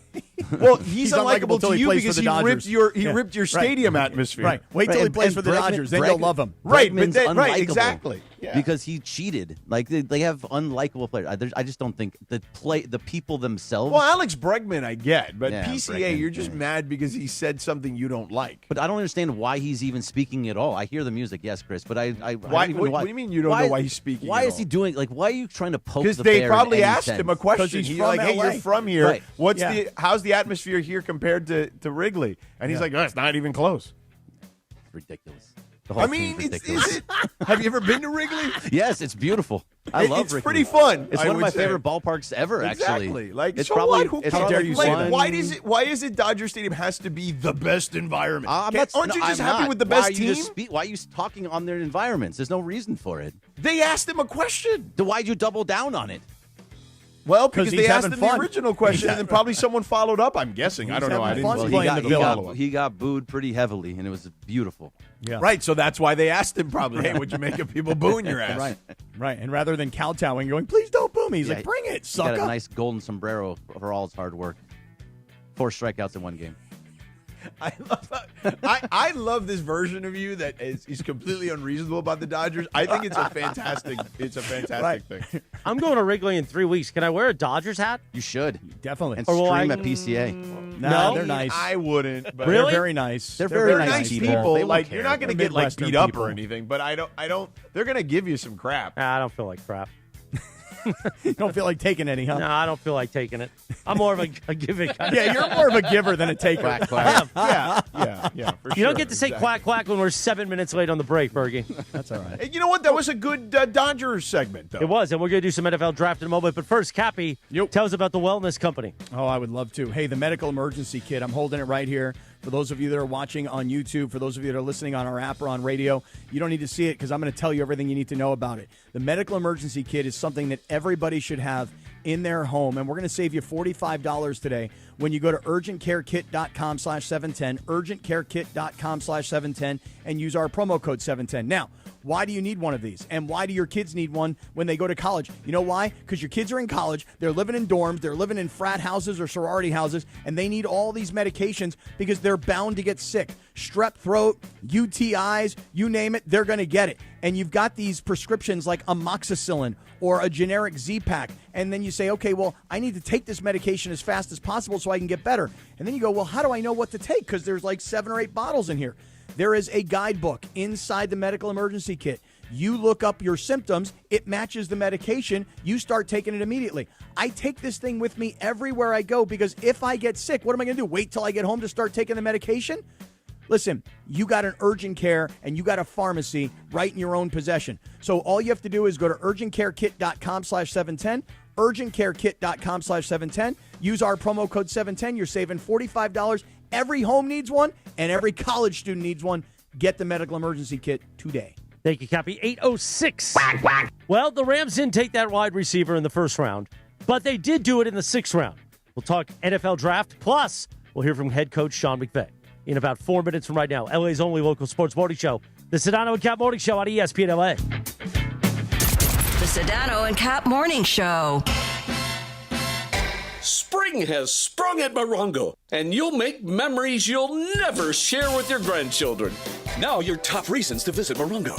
Canyon Lane's bowling experience. It's not just bowling, it's a 10-pin party. Number 2. Hollywood Stones, playing tribute to the Rolling Stones, Thursday, May 7th. And the number 1 reason. Gas prices blow, but not at Morongo Travel Center. They're low, usually at least $1 lower than anywhere else. Morongo, good times. When pain keeps you from doing what you love, Hoag Orthopedic Institute gets you back to you. We are ranked number 18 in the nation and number 1 in Orange County for orthopedic and spine care by U.S. News & World Report. From the surf to the green, our world-class doctors are there, which is why more Californians choose Hoag Orthopedic Institute for orthopedic and spine care more than any other hospital. At Hoag Orthopedic Institute, there is no one better at getting you back to you. Proudly founded by premier physicians in partnership with Hoag. Learn more at HoagOrthopedicInstitute.com. Mike, in sports dynasties, they don't happen by luck. They happen with culture, coaching, and execution. That's exactly how we run Rotolo Chevrolet, with all of those ingredients. So how much of this is why you've been number 1 14 years in a row? When you put all those ingredients together and your processes stay in place, you're going to get great results. And if you come to the store, you're going to find out why you're number 1. Come see what the fun is all about at Rotolo Chevrolet. From the showroom to the service bay, everyone is at top of their game. Rotolo Chevrolet, built like a champion, driven to win. Visit RotoloChevy.com. Dog. Looking for a vodka with standards? Blue Ice delivers. American-made from Idaho potatoes, gluten-free, non-GMO, and only 64 calories an ounce. Enjoy the classic Huckleberry with lemonade or award-winning double espresso. Blue Ice vodka, premium taste, nothing extra. Hey guys, it's Sedano. Next time you're at my home away from home, LAX, look up. You'll see the future of travel in action. It's the all-electric Skylink train. It's now testing, and trust me, this is a game changer. What does it take to build a champion? It takes round-the-clock preparation. And soon, Skylink will connect you to the airport terminals, the new rental car center, and LA Metro. From practice to prime time, the LAX Skylink. Fast, free, and built for LA. In testing now to help you skip the traffic later. Evan Cohen here. PayPal is now the official peer-to-peer payment sponsor of the NFL, which means all the money moments that fandom creates, whether splitting tailgate costs or chipping in on tickets and game day food between friends, are covered. Wherever the game is played or watched, PayPal moves with fans. You can send money through text, email, or directly to your friends with eligible accounts on Venmo. Just download the PayPal app, share all the moments that matter. Account with PayPal is required, not available in all regions where PayPal operates. In sports, the tape never tells the whole story. Hiring is no different. AI can make candidates look like an MVP on paper, so knowing the person and the skills behind the resume matters. That's where Robert Half changes the game. Our recruiters combine their expertise with award-winning AI to evaluate skills and fit quickly. Learn how we can find you specialized talent in finance, accounting, technology, and more. At Robert Half, we know talent. Visit roberthalf.com/talent today. Hey, this is Rich Eisen. You're starting your day with the Sedano and Kap Morning Show on ESPN LA. Don't forget my show. The Rich Eisen Show is coming up this morning at 9 on 710 ESPN and the all-new ESPN LA app. Now, back to the Sedano and Kap Morning Show. Good morning, 8:10. Whack, whack. The Sedano and Kap Morning Show. Cappy, on yesterday, April 26th, back in 1970, the number 1 hit, the Jackson 5. Michael up front, ABC. Oh, yeah. Didn't get a chance to see the Michael film this weekend. That's all you were talking about last week. I know. I didn't get a chance to go. Terrible, isn't it? No, but apparently it did pretty well at the box office for like a documentary type thing or something. Mm-hmm. By the way, speaking of Motown. Ooh, that's good. That's good. Needra Talley Ross, the last surviving member of the Ronettes, died at 80 years old. I saw that this morning on KTLA. Oh, we got to play some Ronettes. That's Be My Little Baby. Yeah. Oh, yeah. Good song. Do you know who founded the Ronettes? No. Somebody named Ron? Yes, No. Ronnie Spector. Yeah. There you go. Well, wife I was going to say of... you had Phil Spector. Yeah. Oh. He found them. He's a weird. Watch a documentary on that guy. Yeah. Well, That's we a know. good one. Also, she did a song with Eddie Money, remember? Yeah, Be My Little Baby. That one? Yeah, well, it's Take Take Me Home Tonight. Yeah. It is the Just 8 a.m. like hour. Ronnie says. The 8 a.m. hour on the Sedano and Kap Morning Show, presented by our friends at Angelica's. Angelica's Insurance. Every team needs a strong defense, and Angelica's Insurance has got you covered from auto and home to business and life. They build a plan just for you, even DUI and SR22 coverage to get you back on the road fast. Visit angelicas-ins.com for a free quote today. Angelicas-ins.com for a free quote today. Angelica's Insurance making the 8 a.m. hour possible right here on the Sedano and Kap Morning Show. It is 8:12 at KSPN Los Angeles, a Good Karma Brands radio station. Yeah. Now, listen, we'll get back to the Lakers here in a second because obviously that was not a great performance yesterday. But I don't know if anyone's significantly worried. We never actually got to that tease, but we'll get to that in just a second. I want to know if anyone actually thinks that there is some trouble in the waters here. You're saying there's fear, not hope? I think they're going to win, but just because they have these extra days off now, and I think that the schedule is now back to being suitable for LeBron. But we can get to that in a second. But let's talk about the Rams, okay? Let's do it. So Sean McVey, I text you guys. I was in LAX. I was at LAX. Was it at LAX? I think so. I don't know where the hell I was. This anymore. was Saturday morning. This is the draft. And by the way, when you texted, it was very funny because I was watching the exact same thing at the exact same time. Right. I was in the Air Canada lounge at LAX in Terminal 6. And it popped on my screen. So there was no sound, so I immediately just went to my phone and started watching it on the ESPN app. And I thought that Peter Schrager and Kyle Brandt did a really good job interviewing Sean McVey about the Ty Simpson pick. So let's start with the conversation with I don't remember which one asked the question, but it was a funny way to ask it. It was like, hey, why were you a little grumpy at the presser? Well, there was some other things I was grumpy about that, you just navigate normally. But I think the main thing, Kyle, was you just wanted to make sure that I would have been stoic by nature anyways, just based on the respect for Matthew, because it's a unique situation. You get a chance to be able to, take a player that you like at a really important position, but you don't want it to be minimized or misunderstood in terms of what this means in terms of our investment and our commitment to Matthew for as long as he wants to continue to play. And so you're kind of teetering that line. And clearly, I came off a little grumpier than normal. So here's the thing. Here's the thing. I was watching the night of the draft. Okay, I was watching Scott Van Pelt Sports Center, and Kyle Brandt was a guest. Okay, and Kyle Brandt said, "I have a theory." This was well before this interview with McVay. He goes, "My theory is McVay and Stafford are like a married couple." Okay, and this pick is like when you go to Vegas for the bachelor party for your buddy. And you call your wife and you're like, "Oh, I'm having a miserable time. I can't wait to get back to you." and it was when he said it, I was like, "Man, that makes so much sense." And yeah, the optics of it. Can't be too excited that you're drafting the quarterback of the future because you don't want to insult the quarterback right now, who happens to be the MVP and still playing at an incredibly high level. So it's a very tough dance for McVay. Like, that totally made sense to me on the other night, and then when I heard Sean's explanation there, I mean, Kyle Brandt really nailed that explanation or that theory that he had previously. I want to take it a step further. So I know that everybody's concerned about Matthew Stafford's feelings. How will Matthew Stafford feel that they drafted a quarterback of the future rather than a player who can help them more immediately? Well, besides Matthew Stafford, who now his heir apparent has been drafted, and he's going to be asked essentially to let this young kid follow him around and caddy for him, carry his clubs everywhere he goes. Matthew Stafford is trying to win another Super Bowl. He's not necessarily trying to babysit some little kid. So I understand the thought process on we got to take it easy here with Matthew and not look overly excited because we've got his replacement in house now. I think it's also bigger than that, George. Like, think about every other guy on the roster who's thinking about this is a Super Bowl ready team. The Super Bowl is going to be in LA, in our home stadium. We want to do everything we can. We want to go all in to win the Super Bowl.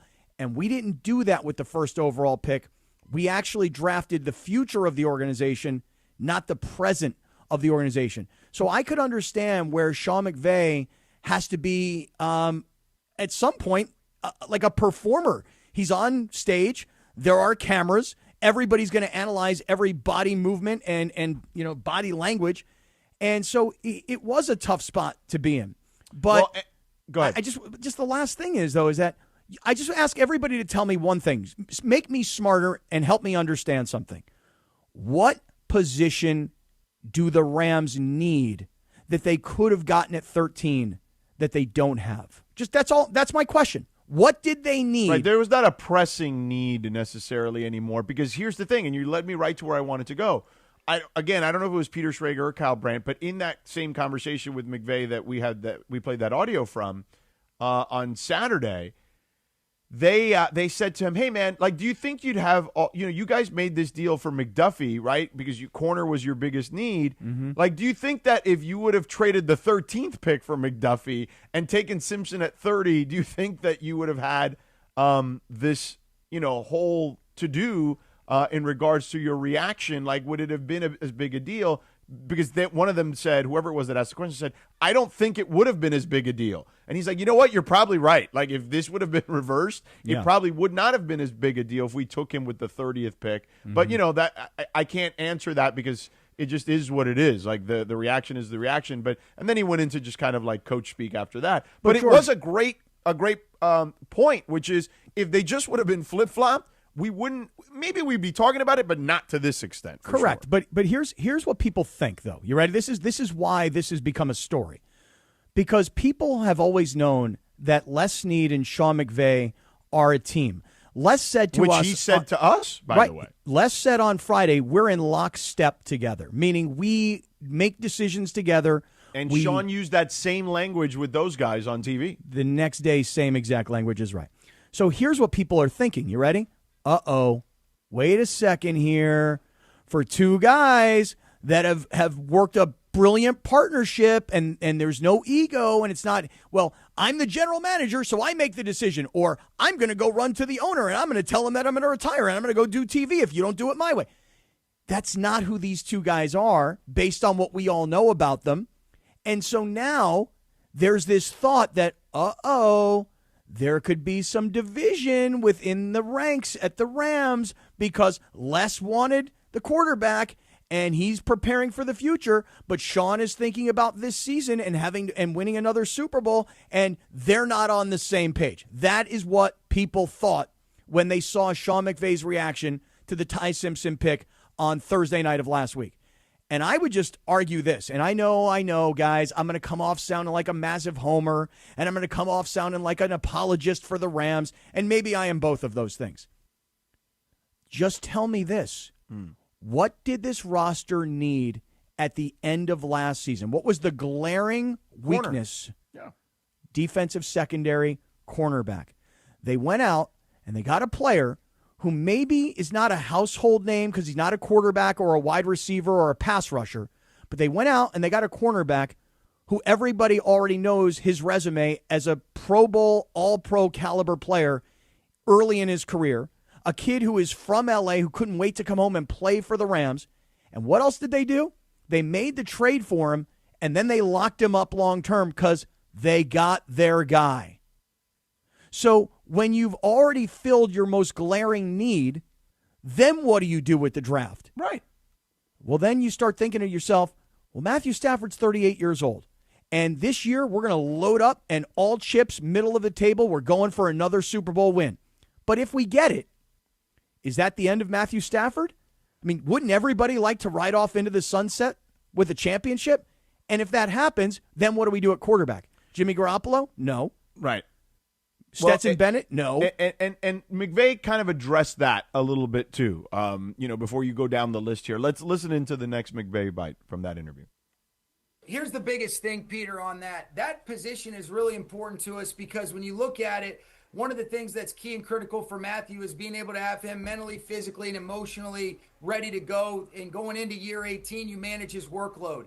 Jimmy Garoppolo was so important last year because, a lot of the offseason and even into training camp when Matthew wasn't available for the back, our team was still able to continue to improve, whether that's looks our defense was getting, the 10 guys around him. And so that position is really important. We did feel good. You're always talking about, all right, you're going back and forth, but I think for the short and the long, and if we felt like that was going to sacrifice, you're never one player away. We know that we have a chance to be a good football team, but you earn it every single year. And if you could tell me that taking somebody would ensure us, I think we would do that, but it doesn't quite work like that. And we felt like this was the best decision for the collective, and that's what we did. Yeah. Yeah. George, let me pose an opposing. I thought you surmised that very well. Yeah. Let me pose to you. Okay. So here's on one side, here's the critic. The critic says that Ty Simpson sat at Alabama for years behind two other NFL quarterbacks, and in 5 years, George, he played 15 games at Alabama. And by the time he plays again, let's call it not this year, but let's say next year, he will have played 15 games in the past 6 years. Now that sounds crazy, right? Like why would you take a quarterback that hasn't played? Let me pose to you the other side of the argument. The other side goes like this. You got a kid who's playing at the highest level of college football in one of the best conferences in college football, and he sat patiently like a good teammate behind two eventual pro quarterbacks. And when he got his opportunity, the kid performed. Now, you say he doesn't have a lot of experience. Okay, fair point. So now what do we do with him? We redshirt him. We bring him into the program. We teach him the playbook. We teach him the personnel. He understands the coaching staff. And guess what? In a year from now, or maybe even if it's in 2 years from now, we've been developing a quarterback, and that's a luxury that the Rams have that, let's face it, chances are like 30 other teams around the NFL probably do not have that luxury. In fact, probably 31 don't have that luxury. Right. I mean, here's an example. I mean, you look at Arizona, who drafted Carson Beck. Was it the second round or the third round? I think it was the third round. Carson Beck could find himself as a third-round quarterback competing for a starting job for Arizona this year. Yeah. But what's the difference between Arizona and the Rams? You tell me. Arizona stinks? Correct. That's why a third-round rookie quarterback could actually compete for a starting job. Right. You're doing a hell of a good job today, by the way. You really are. You're listening, you're intent, you understand what I'm talking about. Very, very nice job by you. Well, thank you. I appreciate it. Thank you. Thank you for being with me. Yeah. You know what I'm saying? Do I sound, you tell me, do I sound like a complete homer for the Rams? No, and if I agree with you. We're lock in step. You guys are lock in step. Les and Sean are lock in step. You and I are lock in step. By the way, Bergie and I are a partnership. We're lock in step, but Bergie didn't agree with bringing Cappy in. So sometimes these things happen in partnership, but it worked out. It was true. When he first started on the 10-day contract, I was not You impressed. wanted it to be 7 days and gone. Bergie was like, hey, that 10-day contract should be 5 days, and let's kill this thing. I think we're done here. We're done let's here. kill it. By the way, I thought But you're great now. Dan Orlovsky on Get Up this morning made a great point. Let's hit the sound. Everyone who's saying the Rams should have taken wide receiver, okay? The average rookie wide receiver right now over the last 10 years in the first round comes in, gives you 52 catches and 4 touchdowns. If you think the Rams are 52 catches and 4 touchdowns away from a wide receiver from going to the Super Bowl and winning it, you're out of your mind. To pass on a quarterback at that position that they really like in the future to get 52 and 4 is not going to be the difference making of a Super Bowl. You're replacing the quarterback position for one of two reasons: performance or age. No matter what organization, either the performance isn't good enough or the age is too old. The Rams are in a situation where the age is getting there, but the performance doesn't match. And that's why they're trying to thread the needle. This is a threading of the needle. It's a rare situation where you're trying to do both timelines the right way, essentially at the same time. And you just got to trust an organization that, God bless, has done it right for like 8 years now at a pretty high level. Yeah. You know, George, listen, if Mekhi Lemon were drafted by the Rams, what's the likelihood that he's going to have 52 catches and 4 touchdowns given what's in front of him? And by the way, if you went back and you looked at Kanata Mumfield last year, who was a 7th-round pick, and Jordan Whittington, who's been on this team for a couple of years, combined, they had about 30 catches last year. So A third wide receiver is not going to get 52 catches and 4 touchdowns unless Puka or Devontae got hurt. By the way, they did take a wide receiver in the 6th round from the U, which is C.J. awesome. Daniels. C.J. Daniels, who's a nice possession receiver, yeah.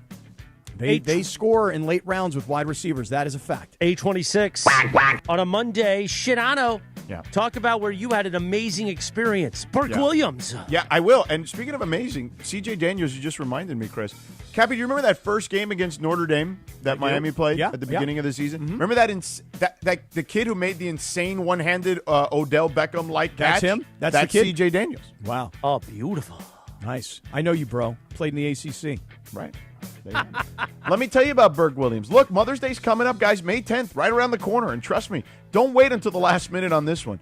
Recently, I took my wife, we did a spa day together at Burke Williams Day Spa. And honestly, it was exactly what we needed. She loved it. I loved it. It was one of those, why don't we do this more often kind of moments? And we started off, obviously, with our separate massages. We were in our robes, right? We had a little tea, whatever. Then we went into our massages. Then we got a chance to enjoy the spa, right? Like I went into the dry sauna. Then I went into the wet sauna. Then I took one of those cold plunges or whatever. Then she was doing her thing. She was getting her treatments and whatnot. I was there. And then we met in this little terrace they have there. They had this delicious tea that we had, little desserts, some food. It was fantastic. We spent the entire day there, the entire afternoon there. And honestly, we would have stayed there the entire night if they would have let us, for that matter. And that's why I'm telling you this now, because Burke Williams has a special offer for Mother's Day and their Mother's Day spa packages. We're talking massages, facials, full-on spa days like we did. We were there for hours, okay? And you can do that too. If you can take the time, go do it at Burke Williams, whether it's something simple and relaxing or going all in with the full reset experience like we did. You can choose from the curated packages or even grab a gift card so she can pick exactly what she wants at one of the 9 Southern California locations. Because let's be real, moms do everything. This is your chance to give something back and really take care of her. And it's not just the treatment, it's the whole experience that I talk about, okay? The spa, the amenities, the atmosphere. It really was just serene. The employees could not have been nicer. They're there for your benefit. And it really feels like you're taking care of her the right way. So don't overthink this one. She relaxes, you win. Visit BurkeWilliams.com and take care of mom. Burke Williams, ESPN LA's official recovery partner. Ooh, look at that. I didn't know we had a recovery. I got to get in there. Have them rub it all down, Cappy. You'd love it. I would love it. The Sedano and Kap Morning Show, 8:29 on a Monday. In 3 minutes from right now, is it fear? Is it hope? We'll get back to Lakers on the Sedano and Kap Morning Show. The Sedano and Kap Morning Show. We'd like to thank our founding partner, East Central Hotel, the official downtown home away from home for Cappy and Morales. EastCentralHotel.com.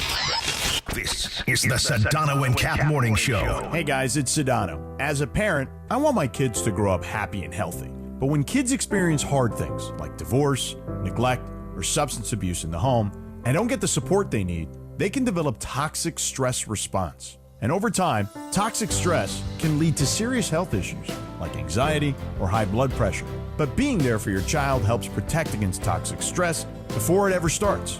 Learn how supporting your child's feelings can give them a stronger start at first5california.com.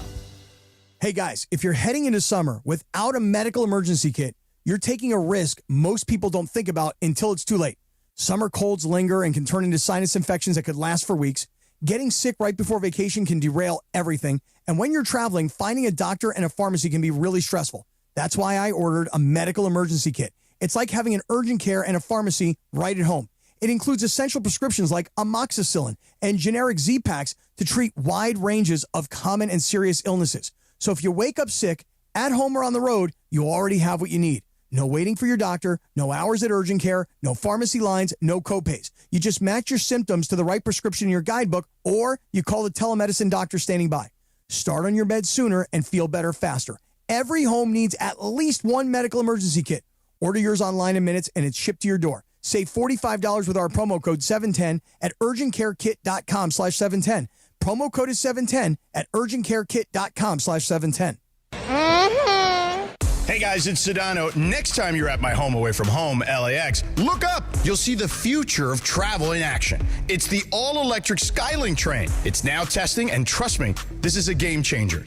What does it take to build a champion? It takes round-the-clock preparation. And soon, Skylink will connect you to the airport terminals, the new rental car center, and LA Metro. From practice to prime time, the LAX Skylink. Fast, free, and built for LA. In testing now to help you skip the traffic later.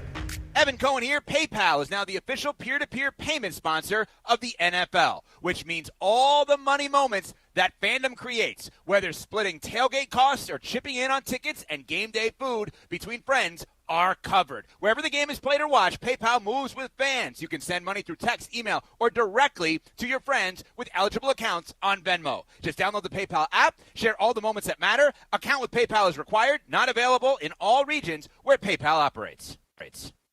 Harry Douglas here. Game day brings the excitement. Your stay should feel just as memorable. With Marriott Bonvoy, official hotel partner of the NCAA and U.S. Soccer, you're connected to a portfolio of brands designed for how you travel. Some offer complimentary breakfast, others give you room to spread out, space to stay productive, or extended stay comforts. So whether you're a traveling fan or part of the team, Marriott Bonvoy celebrates the moments that live on before and after the game. Marriott Bonvoy, where game day checks in. It's time for Stronger Starts on the Sedano and Kap Morning Show. Presented by First 5 California. First 5 California. Be calm, be steady, be there, be nurturing. Time for today's Stronger Start. Yes, indeed. And yesterday at Chavez Ravine, Dodgers wasted no time for a stronger start against those scumbag Cubbies. Tell us more, Bergie. Yeah, Shohei Ohtani got on base right away, and then he stole second, came around to score, and then a nice double from Miguel Rojas put them up 3-0 early, and they never looked back. Bam! That's your stronger start. Thanks to the Dodgers and thanks to First 5 California. Learn why giving your kids more support for their feelings helps protect them against toxic stress at first5california.com. 8:33, the Sedano and Kap Morning Show on a Monday. Top athletes, big moments, one night. The OC Sports Awards, June 18th at Angel Stadium, hosted by Travis Rogers. Celebrate greatness and be part of one of Orange County's premier sports nights. Get your tickets now at theocsportsawards.org. Sedano mentioned it last segment. Final living member of the Ronettes. It is a final. All right. You know, it would be sad if the Rockets come back from the dead to somehow make this a series, Shan. So do you believe, Cappy, that they've found something, the Rockets? No.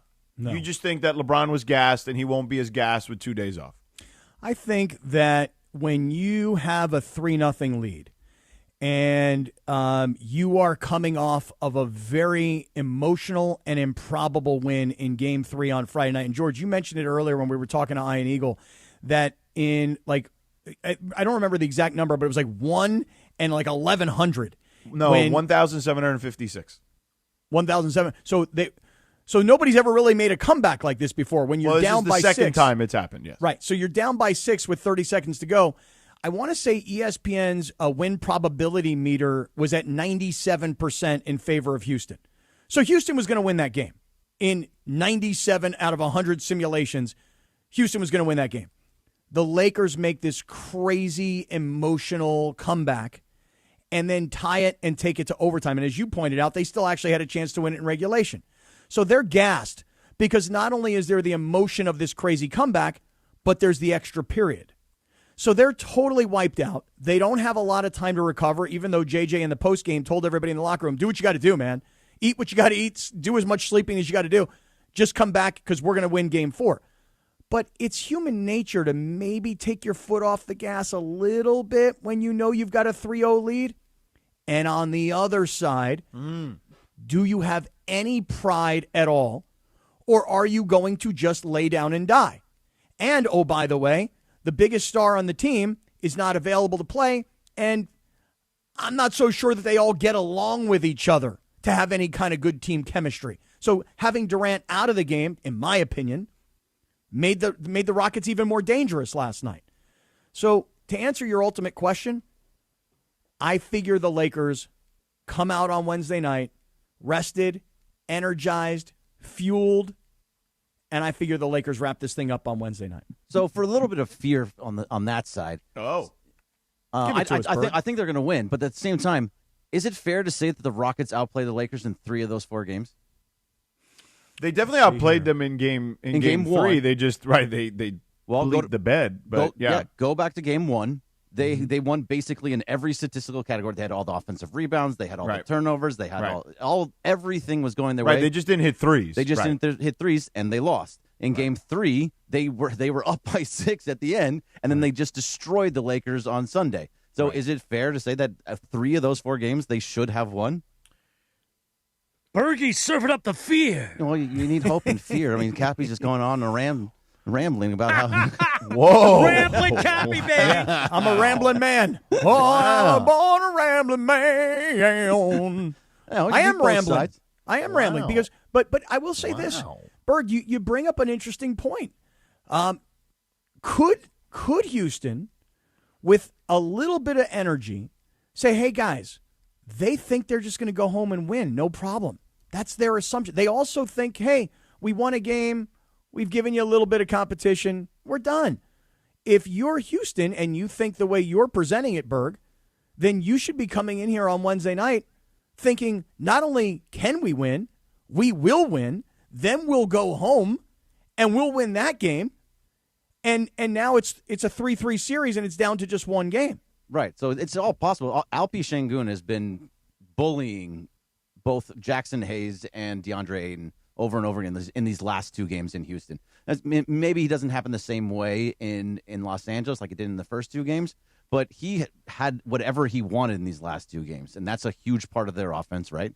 And like they've been hitting threes. Jabari Smith Jr. is hitting threes. You're getting a good defensive performances from Tari Eason. I don't know. I think the Lakers are still going to win, but I wouldn't say that it's just like a foregone conclusion on Wednesday. All right, I'll ask you guys look this to question. your point. Here's an interesting stat from the first 2 games, Greg, that I jotted down here. I was looking back through some stuff that I wrote down. Through 2 games, Rockets had 44 more field goal attempts, but the Lakers outscored them by 16. And it's like that's tough math to thread, to your point.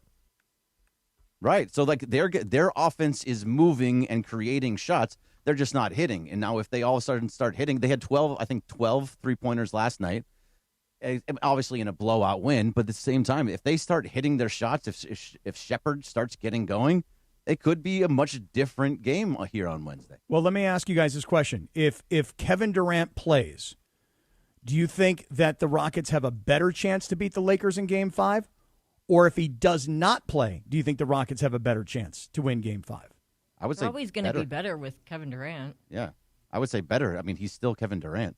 Okay, I'll go the opposite side, of course. I'm not a Durant fan. You're the same guy who said that the Lakers were going to be better without LeBron, so I don't know about this. Well, they were better without LeBron until LeBron came back, and then LeBron decided to fit in with what the Lakers were doing, and look what's happened here.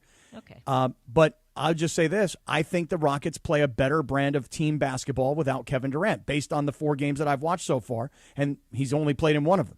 So I think a guy like Reed Shepherd, who went 4 for 7 last night from 3-point range, feels a looseness that he can go ahead and shoot, and he doesn't have to worry that Kevin Durant's going to, start screaming at him because he didn't knock down a shot. So I would say this. If I'm the Lakers, I want Durant to play in Game 5 because I think that the Rockets play a better brand of team basketball without him. And also, they can't turn the ball over as much as they are right now. Like 24 turnovers yesterday was just out of was control. Insane. Yeah. Like LeBron had 7 by himself. There was Marcus Smart was turning the ball over and over. I mean, Amin Thompson has been hounding all of these guys. Eason has been. So I don't know. Look, if you continually get as many shots as they're getting, as many offensive rebounds as they're getting, and hitting your threes, it's going to be totally different. Okay, let me ask everybody this question. Over the last 2 games, there's been talk that Austin Reaves was going to come back and play. Now, George, you and I on Friday had this entire conversation.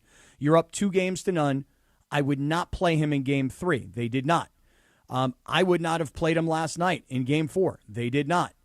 However, if he's feeling good and if he's ready to go, I would reinfuse Austin Reaves in Game 5 because at some point, and this is something Ian Eagle brought up earlier, there is a great vibe and there is a great chemistry around the Lakers right now, even without Austin Reaves and without Luka.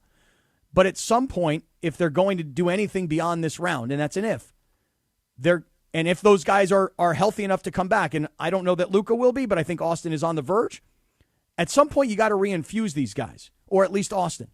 So with a 3-1 lead and a home game, if he's good enough, this is the game I would bring Austin Reaves back. Because even if you lose it, you still could use the reinforcement going into Game 6. What would you do? Deep thought. Deep thought here. Here's the thing. Austin Reaves is going to get thrusted into a series with a bunch of rabid dogs on defense. And yes, you need more offense. So I understand the idea of putting him in there. But he hasn't played in how long now? It's been a month. Yeah. That's a tough deal to get thrown into right out of the gate. Would you want him to play against Oklahoma City and their rabid dogs? No, on but I'm defense? just saying, like, I would have liked to have. See, in a perfect world, I'd like to have him active, then let him get in a blowout situation. Like, I would have liked to have activated him, and then yesterday when you're down 25 or whatever, just throw him in there for a few minutes. Just to get him some run. Yeah. Yeah. No, I understand that. And that, to me, and I understand that you don't know if those scenarios are going to play out. I totally understand that. But to me, if you're asking me what the perfect solution would be, Greg, it would be that. It would be give him a chance to get in a blowout situation, get 10, 15 minutes out there or whatever, and that way he's at least easing his way into the series. So I would activate him. And then, depending on what happens, I would then put him in the game. But I would activate him and not necessarily play him unless that was the circumstance. So not start him, bring him off the bench, maybe like in the Bronny minutes? 100%. Well, the thing is this. Let's just assume for one moment. Let's say the Lakers are going to win Game 5, and then they're going to have some time before the next series. And let's just say that Austin's going to come back and play. You got to start getting him in some games. Because I think, again, Ian Eagle brought up a good point earlier. The Lakers do have good vibes, and they do have a good chemistry right now. If Luka and Austin all of a sudden came back, you cannot go back to being the team they were in March because it's been a month and change since these guys have hit the court. You just can't go back to being who you were. You got to reinfuse these guys. And so I would do it in Game 5. If he's fully healthy, dressed, and available, I'd put him in. Thank you, Cappy. 8:43 on a Monday. So, Friday night, I really was craving that Pizza Hut thin crust, thin and crispy, pepperoni and mushroom. And Stephanie said to me, do you have the Pizza Hut app? I said, no, I don't. So I downloaded the app. And as I was scrolling through, she said, oh, that does look easy. Cappy's right. But we ended up not getting it because I thought, you know what? If I go pizza Friday night, it could be a weekend of debauchery. Mm-hmm. So I got up and made some ground turkey. But it is so easy, the Pizza Hut app, Cappy. It is. If I can do it, you can do it. And you guys know I've got like major issues when it comes to technology. I mean, earlier we were talking about group chats. I don't know how to add somebody to a group chat. I don't know how to name a group chat. I don't know how to do any of this kind of stuff. I was trying to figure out this weekend on Airbnb. I'm going down for my daughter's college graduation. I can't figure out what I've paid, what I still owe. I mean, I have a technology problem. But when it comes to the Pizza Hut app, it's so easy. And if I can download the Pizza Hut app and I can use the Pizza Hut app, then anybody can do it. So whether it's lunch, dinner, it's pizza night, you're getting ready for the big game on Wednesday night, you can check out the new large pizza with any 3 toppings at Pizza Hut for only $11.99, available for delivery or carryout. That's right, 1 large pizza, 3 toppings, only $11.99 for carryout or delivery. Just keep that Pizza Hut coming. I want more than just one. I love that thin crust also. A little meat the ball, like a ground beef and a sausage and a pepperoni. 3 toppings on a large pizza for $11.99. And by the way, every time you order on the Pizza Hut app, you're earning rewards towards free Pizza Hut pizza. So the more you order, the more pizza you're stacking up. If I can download the Pizza Hut app and I can use it, you can too. All thanks to Pizza Hut. Get that Pizza Hut app today. Thank you, Cappy. When we return in about 2.5 minutes from right now, we'll talk some more NBA playoffs. Get you ready for the 9 o'clock YouTube hour and Eisen terrestrially right here on LA's only local sports morning show, the Sedano and Kap Morning Show on ESPN LA. The Sedano and Kap Morning Show. We'd like to thank our founding partner, Providence. Providence, caring with compassion in Southern California. This is the Sedano and Kap Morning Show. Hey guys, it's Sedano. Next time you're at my home away from home, LAX, look up. You'll see the future of travel in action. It's the all-electric Skylink train. It's now testing, and trust me, this is a game changer. What does it take to build a champion? It takes round-the-clock preparation. And soon, Skylink will connect you to the airport terminals, the new rental car center, and LA Metro. From practice to prime time, the LAX Skylink. Fast, free, and built for LA. In testing now to help you skip the traffic later. Not sure what to do this week? The answer is always Cosm. Here's your Cosm calendar for the week of April 27th. The NBA and NHL playoffs are here and have taken over the Dome. Experience every second on a massive 87-foot wraparound LED display where you're not just watching the action, you're in it. Every slam dunk, every smash against the boards, and every heart-pounding moment of playoff NBA and NHL intensity is even more intense in the Cosm Dome. Cosm also has incredible food options to make the Cosm experience even better, like pepperoni pizza with hot honey, burrata with strawberries, barbacoa tacos, and the Cosm Beast Burger. Pair that with ice-cold beer and handcrafted cocktails for the ultimate Cosm experience. Kick back on the Cosm deck with a breathtaking 360-degree view. Or make it a date or family day and enjoy that same immersive Dome experience enjoying Willy Wonka and the Chocolate Factory, or The Matrix, or the stunning Mr. A by Cirque du Soleil. To see what your next weekend could look like, visit Cosm.com right now for the full lineup of events. That's Cosm.com. And that's your Cosm calendar for this week. That's your Cosm calendar. Dog. Smalls here. If you're heading into summer without a medical emergency kit, you're taking a risk most people don't think about until it's too late. Summer colds can turn into sinus infections that last weeks, ruining your perfect vacation getaway. And when you're traveling, finding a doctor and a pharmacy, it's stressful. That's why I ordered a medical emergency kit. It's like having an urgent care and a pharmacy at home. It includes prescriptions like amoxicillin and generic Z-Pak to treat a wide range of illnesses. So if you wake up sick, at home, or on the road, you have what you need. No waiting for your doctor, no hours at urgent care, and no pharmacy lines. Also, no copays. Match your symptoms to the right prescription in your guidebook or call their telemedicine doctor. Start meds sooner and feel better faster. Every home needs a medical emergency kit, so order yours online in minutes. It's shipped right to your door. Save $45 with my promo code SMALLS at urgentcarekit.com/smalls. That's promo code SMALLS at urgentcarekit.com/smalls. Prescription required. Always consult your doctor to determine if this product is right for you. Mornings on ESPN LA will never be the same. Quack, quack, quack, quack. I get parents telling me all the time that the kids in the car love the quack. They're now into the quack, quack. Listen, I am a role model for the youth of America. Oh, we know that. The Sedano and Kap Morning Show is on. Back to Sedano and Kap. 8:49, good morning. The Sedano and Kap Morning Show on a Monday. Cappy, yesterday, April 26th. Back in 1989, the number one hit, Madonna, Like a Prayer. Oh, yeah. By the way, I heard the new Madonna track from the new album we talked about the other day. I Feel So Free. It's a good track. I do feel so free. It is. It's a good track. By the way, I've decided, Cappy, no more sleeping in boxer briefs because that's usually what I wear. Yeah. I bought boxers just for sleeping.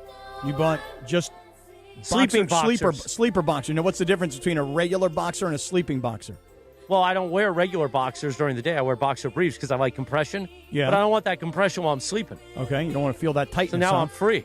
Okay. Just like Madonna says, I'm free, sucker. Just lose the panties. You know what else eases the pain? You know what eases the pain? What? Of a rough Lakers loss to the Rockets? Well, a little DeAndre. Eh? Oh. Lakers Talk Daily with DeAndre Hawkins.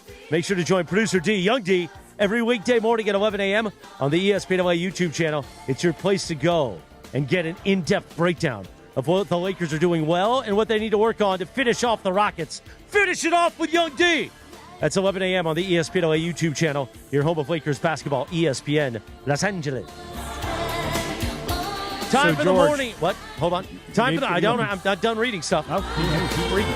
Time for the morning wood. Thanks to Hernandez Wholesale Flooring. If you're in the market for new flooring, shop at Hernandez Wholesale Flooring, where every day is a deal, no gimmicks. Call 866-624 or go to HernandezWholesaleFlooring.net.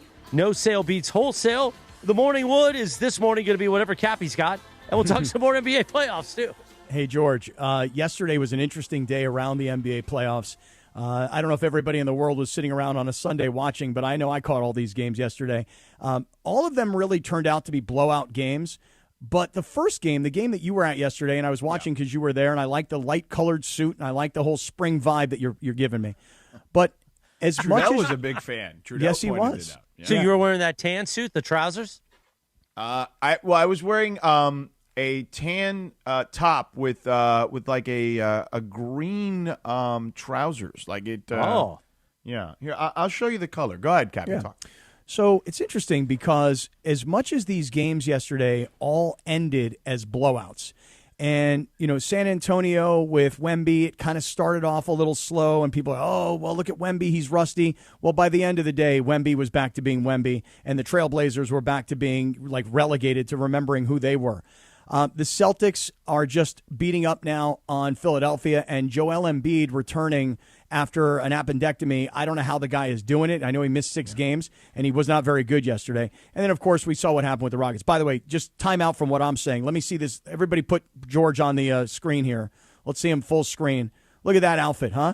Oh, you're right with your text. Yeah, my nice mother would have liked to see Sedano in those trousers. Yeah, those are nice green pants. Yeah. Angela. I like that color. I do like that color. But Cappy, it was. First of all, I forgot. I hadn't been to Toronto. I heard you talk about Joel Embiid, but I hadn't been to Toronto since Kawhi was there.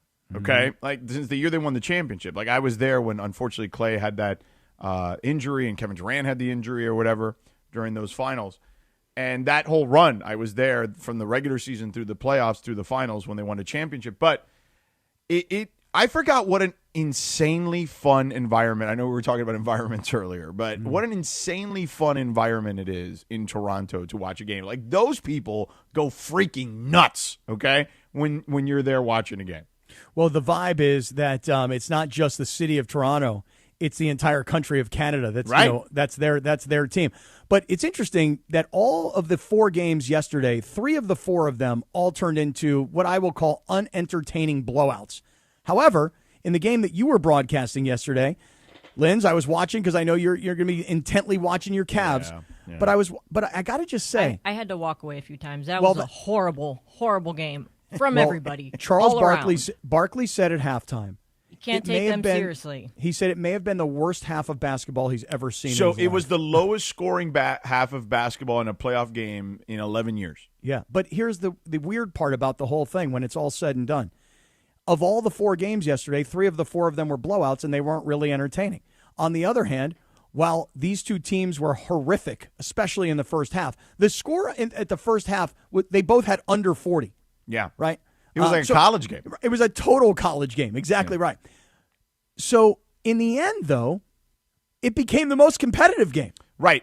Listen, the beauty of that is that, right, is that while as much of a dog as it was, it doesn't matter what the score is, okay, in the last 5 minutes. If it's close, people are going to be into it. That's just it. Because, Cap, you and I grew up on the 90s where that score that they played to yesterday that's how it was the norm. Yeah, right. Exactly. That's exactly right. It wasn't a low-scoring game because both teams played great defense. No. I disagree, Lindsay. I thought I disagree. The missed shots were insane. They couldn't make anything. I think in the first half, yes, but I think in the second half, both teams played really well defensively. Now, I thought that the Cavs had a few careless turnovers, but I thought the defense was really ratcheted up, particularly those last 5 minutes. They were super physical, both teams, and the refs, to their credit, let them play. The Raptors on the day were 4 for 30 from 3-point range. They were 13%. They started off 2 from 13. Right. They were 3 for 32% 20 from at the field. Yeah. 3 for 26 at one point. It was brutal. But on the other hand, when the game mattered, it was the most competitive and most interesting because everything else turned into a blowout. Yeah. And, they really are. I mean, they play good defense. That's who they are. So they've now mucked it up. That's a tough place to play for your team, Lindsay. And they learned that the hard way. Yeah. 6. Happy Monday, the Sedano and Kap Morning Show, 8:56. The Rich Eisen Show with all your draft recap comes up terrestrially at 7:10 a.m. and on the app. And if you're listening to us on the Listen Live on the app, Rich Eisen's going to begin. But then a Sedano and Kap tile will pop up. And bam! You could hear us there at 9 o'clock. We're also on YouTube for the Fun and Frivolity Hour. We'll loosen up our belt a little bit for this hour. Coming up, happy Monday, Jack. This is the Sedano and Kap Morning Show. Hey, LA, it's Kevin Durant. Head to Northridge Toyota and Wondrous Toyota today and drive off in a brand new, beautiful 2026 Toyota Tacoma SR5 for just $209 a month on a 36-month lease. $209 for a Tacoma? You already know it's got to be Northridge and Wondrous Toyota. Any trade you own outright is your down payment. It's a limited time offer. Nobody's going to take care of you like my guys at Wondrous and Northridge Toyota. 2026 Toyota Tacoma SR5 iForce 2.4 cylinder turbo 5-foot bed. Double cab 4x2 RWD model. MSRP $40,628. Base 10,000 miles per year and excludes tax, title, license, and dollar fees. Hey guys, it's Sedano. Next time you're at my home away from home, LAX, look up. You'll see the future of travel in action. It's the all-electric Skylink train. It's now testing, and trust me, this is a game changer. What does it take to build a champion? It takes round-the-clock preparation. And soon, Skylink will connect you to the airport terminals, the new rental car center, and LA Metro. From practice to prime time, the LAX Skylink. Fast, free, and built for LA. In testing now to help you skip the traffic later. Waba Grill is an LA original, so we've got to keep it real. Real fresh with our Asian-inspired menu that's grilled to order every time. Real quality with our marinated proteins like hormone-free chicken, ribeye steak, wild-caught salmon, and shrimp. Head to Waba Grill for $5 happy hour, weekdays after 3 p.m. and try our new Chili Crisp dumplings, paired with a premium or beverage drink, like our delicious Thai tea, both for only $5. Only at Waba Grill. It's for you. John Ireland here, and when it comes to vodka, I like a winner, and Blue Ice Vodka delivers. America's largest potato vodka. Double gold rated, just 64 calories an ounce, and made from Idaho potatoes. Clean, smooth, no additives. Blue Ice Vodka. Vodka with standards. Hey guys, it's time to lock in because the Beach Life Festival is coming up really fast. It's May 1st through the 3rd in Redondo. Duran Duran Friday night is going to blow the thing away. The Chainsmokers, The Offspring, James Taylor, Sheryl Crow on Sunday are going to be ridiculous. All on the beach in one place in one weekend. The VIP tickets, guys, are almost gone. Once they're gone, that's it. They're over. So if you're thinking about beach life, now's the time to lock it in. 3 days, right on the water at Seaside Lagoon. This is not one you're going to want to miss because you're going to have terrible FOMO. Get your tickets now at beachlifefestival.com. Hey guys, it's Sedano. Look, Mother's Day's coming up, and trust me, don't wait until the last minute on this one. Just recently, I took my wife to Burke Williams Day Spa, and honestly, it was exactly what we needed. She loved it. I loved it. It was one of those, why don't we do this more often moments? And right now, Burke Williams has special offers on Mother's Day spa packages across their 9 Southern California locations. Massages, facials, full-on spa days. Visit BurkeWilliams.com and take care of Mom. Burke Williams, ESPN LA's official recovery partner. Evan Cohen here. PayPal is now the official peer-to-peer payment sponsor of the NFL, which means all the money moments that fandom creates, whether splitting tailgate costs or chipping in on tickets and game day food between friends, are covered. Wherever the game is played or watched, PayPal moves with fans. You can send money through text, email, or directly to your friends with eligible accounts on Venmo. Just download the PayPal app, share all the moments that matter. Account with PayPal is required, not available in all regions where PayPal operates. Adam Schefter here. According to CNBC, nearly half of hiring managers say a candidate's enthusiasm is the most important factor when considering them for a role. Well, if you need to hire for your business, how can you separate the candidates who are really excited from the ones that are just meh? With ZipRecruiter. ZipRecruiter has a new feature that quickly shows you the most interested qualified candidates first. Try it for free at ZipRecruiter.com/sports. That's ZipRecruiter.com/sports. The home of the Lakers, and now the home of the Rich Eisen Show. Weekdays 9 a.m. to noon, KSPN Los Angeles, a Good Karma Brands radio station. The Sedano and Kap Morning Show is on the air. After review, it has been determined that the contact to the head is unnecessary and excessive. The ruling on the floor has been upgraded to a flagrant foul penalty 2. Deandre Ayton has been ejected from the game. It'll be 2 shots for Sengun and Houston ball side out. You were right, Ireland. Wow. I didn't think he wound up enough for it to be a 2. And unfortunately, Ayton was having a game was the best player on our team tonight. Yeah. The biggest show in ESPN LA history. On the DA thing, I mean, DA's like he's got such a sweet, just like kind soul, and no, that wasn't dirty or intentional. It looked, from our vantage point, like he was trying to brace himself with that off arm. I think it was his left arm, but trying to brace himself against Şengün's body, and looked like his arm just kind of slipped, and obviously hit him in the head, but I don't know that a 2 was warranted. I don't think DA would ever do anything malicious. Did you have me on your show to berate me? Is that what you're doing now? Scott Kaplan, eat a fat one, bro. Thank you for letting me share in your aura. How do you say his name? Asminger? Asminger. On 710 ESPN. The all-new ESPN LA app. And on YouTube at ESPN Los Angeles. Give me a freaking break. We're bigger than U.S. Steel. What a catch by the tight end. Dungus. Right now. Wow, that's crazy. Well, you want to woo-woo? I've danced with the devil. It is smooth, baby. Yeah. Free mahi mahi, free mahi mahi. Everything needs to be Dodger-related addressed to Bergie. Yeah. 9:02, good morning. The Sedano Kap Morning Show is on our 9 o'clock YouTube hour and on the app on this April 27th, 2026. Yesterday, by the way, Chernobyl's 40th anniversary. Yeah, you were hitting us up with a bunch of texts yesterday that you were busy at work watching the doc, huh? Chernobyl is I'm very into Chernobyl and Chernobyl's history. So I watched the doc over, the HBO doc. I watched YouTube docs. And there's a new CNN doc I dove into a little bit. All kinds of docs about Chernobyl. You were busy yesterday. I was watching this doc on the Cleveland Cavaliers and the Toronto Raptors. It was actually just a game. It wasn't really a documentary. Then I got into the Spurs and the Blazers. And then I got into the Sixers and the Celtics. And then, finally it was real game time. It was what I was waiting for, the Lakers and the Rockets. By the way, the Wemby thing, to your point, they were down big at halftime. 17, if I recall correctly. I thought, wow, Portland is about to make this a series, and Wemby is not right. And then all of a sudden, Wemby turned it on. Right. Then he was right. And it's very apparent that they are a real threat, is it not? There's no doubt about it. Now, of course, if Wemby were not on the court, you're like, okay, I mean, I'll give everybody a shot.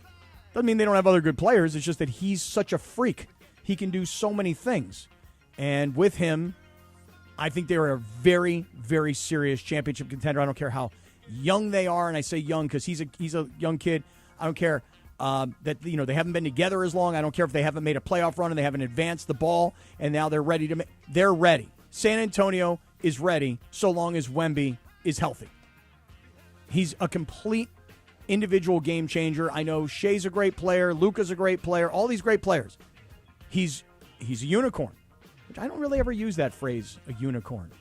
But in this particular instance, kind of feels like he's one of one. Oh, there's no question he's one of one. I mean, I feel bad for Chet Holmgren a little bit because Chet Holmgren would probably win some Defensive Player of the Year awards in his career in any other era. Yeah. But he's in the Wemby era. And that's been his whole life. Like, they've been competitors, going back to the international days as teenagers. That's why there's a real rivalry between those two. They don't really like each other very much.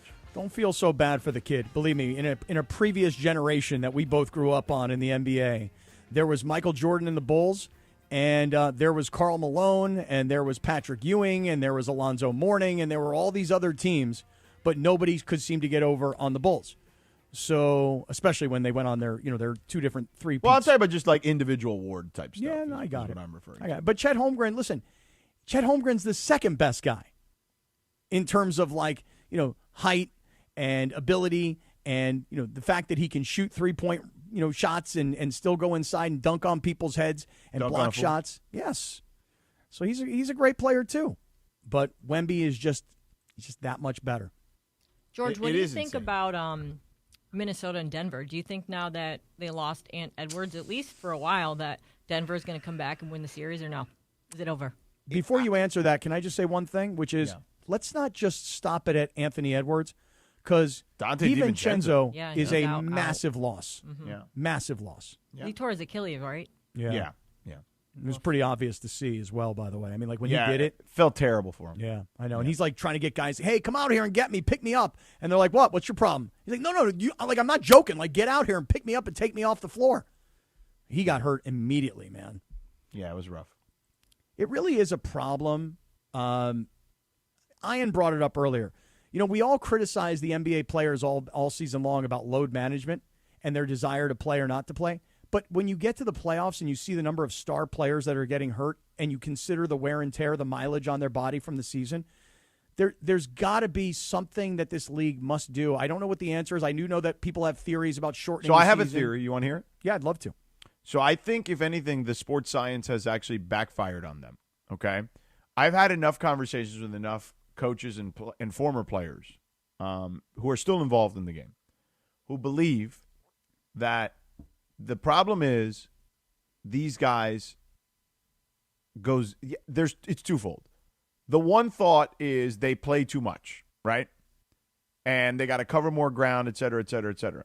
I would say that the rest actually in the preseason, like the rest in the off season, these guys are playing year round, but then as soon as they get into camp, they're being managed, right? Instead of building up to a certain place. So what happens is we don't play anybody in the preseason. Training camp is nowhere near as rigorous as it used to be, okay? So now you're asking them to play games, and you're asking them to go 0 to 100. And that is part of the problem, in my opinion. And I've heard enough people who echo that sentiment that I think that's the biggest issue is that, you know, they're playing year-round. That is part of it. But also because they're playing year-round, once they get into training camp, everything gets tampered down. Mm-hmm. And instead of maintaining or ramping up, they tamper down. And what happens is then the regular season comes and then it's full throttle.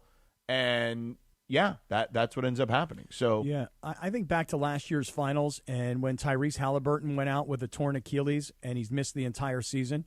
And I think to myself, if I were in his shoes a year ago, and it's Game 7, and it's do or die, and I know that's you have to play, and you have to. There was no way he was not going to play that game. Of course not. You have look. If it's Game 7 in the first round of the playoffs, I still think you ultimately play, but at least there's maybe a question mark. Like, hey, you know what? We think we can win this game without you. Give you enough rest, do a little bit of rehab for you, and you'll be fine in the next round. But this was Game 7 of the NBA Finals. This is your chance to become an all-time legend. And unfortunately for that kid, he blew out his Achilles and he's missed this entire season. But that's Game 7 of the finals. When I look at Dante DiVincenzo, by way of example, or Anthony Edwards, I see guys and I go, these are young star caliber players. And now, like Anthony Edwards, for example, let's just say that Minnesota advances. We'll never see this kid again the rest of this season. In all likelihood, based on the injury yesterday and now what the diagnosis is, we're not going to see him play again. So even if you got to Game 7 of the NBA Finals and Minnesota somehow was there, he ain't playing. And DiVincenzo's not playing. And Kevin Durant is hurt. And we saw what happened to Luka. And that's why last night, George, I was screaming at my television, why is LeBron James still in this game? Because you know that JJ did receive some criticism when Luka and Austin got hurt. Yeah, that game was a blowout against Oklahoma City. So what were those guys still doing in there when Luka's kind of grabbing his hamstring and Austin's been grabbing his oblique the entire game? Now, JJ took some criticism for that. If LeBron got hurt last night, and thank goodness he didn't, but if he had, JJ would not hear the end of that, number one. And honestly, you might really seriously think to yourself what people are thinking about Denver right now. Denver can still come back and win this series because there is no Anthony Edwards and there is no Dante DiVincenzo. If the Lakers don't have Austin Reaves, Luka Doncic, and for now, if they don't have LeBron, even up 3-1, they're in massive trouble. So I don't know why LeBron was in that game so late last night. Empty the bench, man, and let other guys just kind of clean up the mess. But the injury issue in the NBA now, this time of the year, this is a problem, and the NBA's got to figure it out. Yeah, but I think that, you know, the problem is no one's going to come to a consensus on it. You know what I mean? Like that's just it. There's a lot of working theories, and it is what it is. And, you know, I hear the old timers, oh, back in my day we played 82. Right, but they played the game in a phone booth, okay? They literally played it in a 12-foot radius, okay, around the paint for the most part. There were very few guys shooting threes, and let alone shooting logo threes from 30 feet, okay?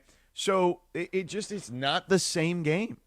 And I remember LeBron saying that during the season, George, that it is different now. And I kind of am one of those old timers that are like, well, wait a second, that's kind of odd.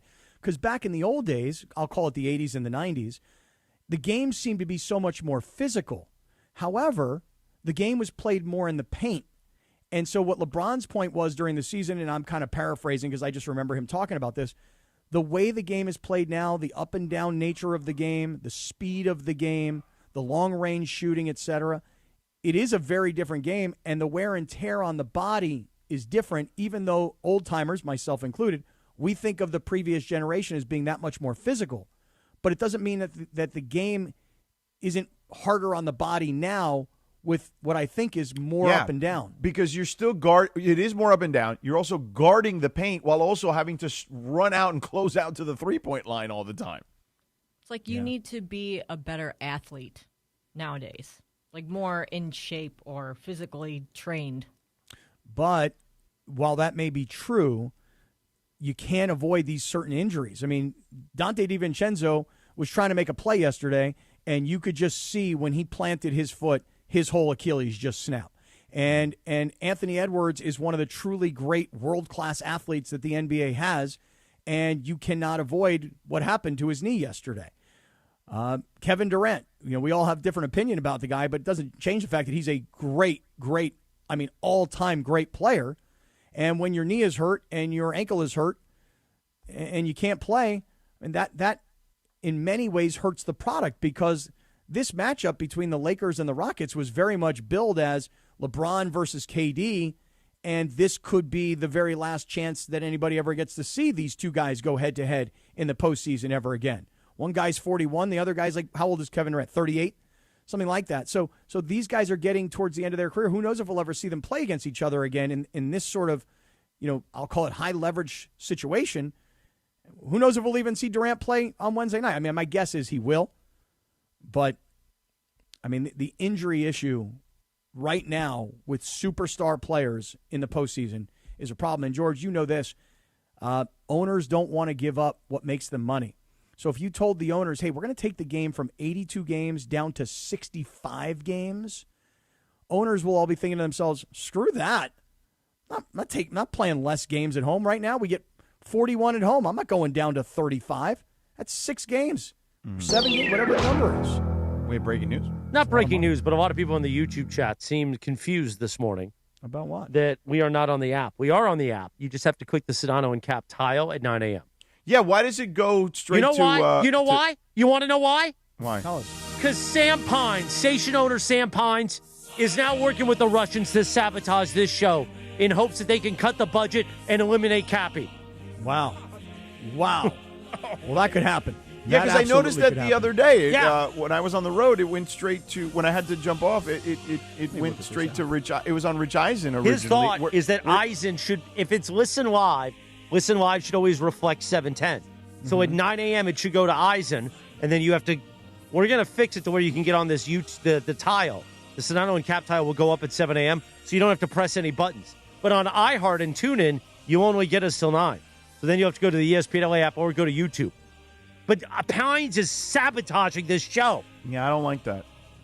Well, I mean, my understanding is, and I only learned this last week, that Pines actually reports to you. Is that true, George? No. Oh, no, to George, yeah.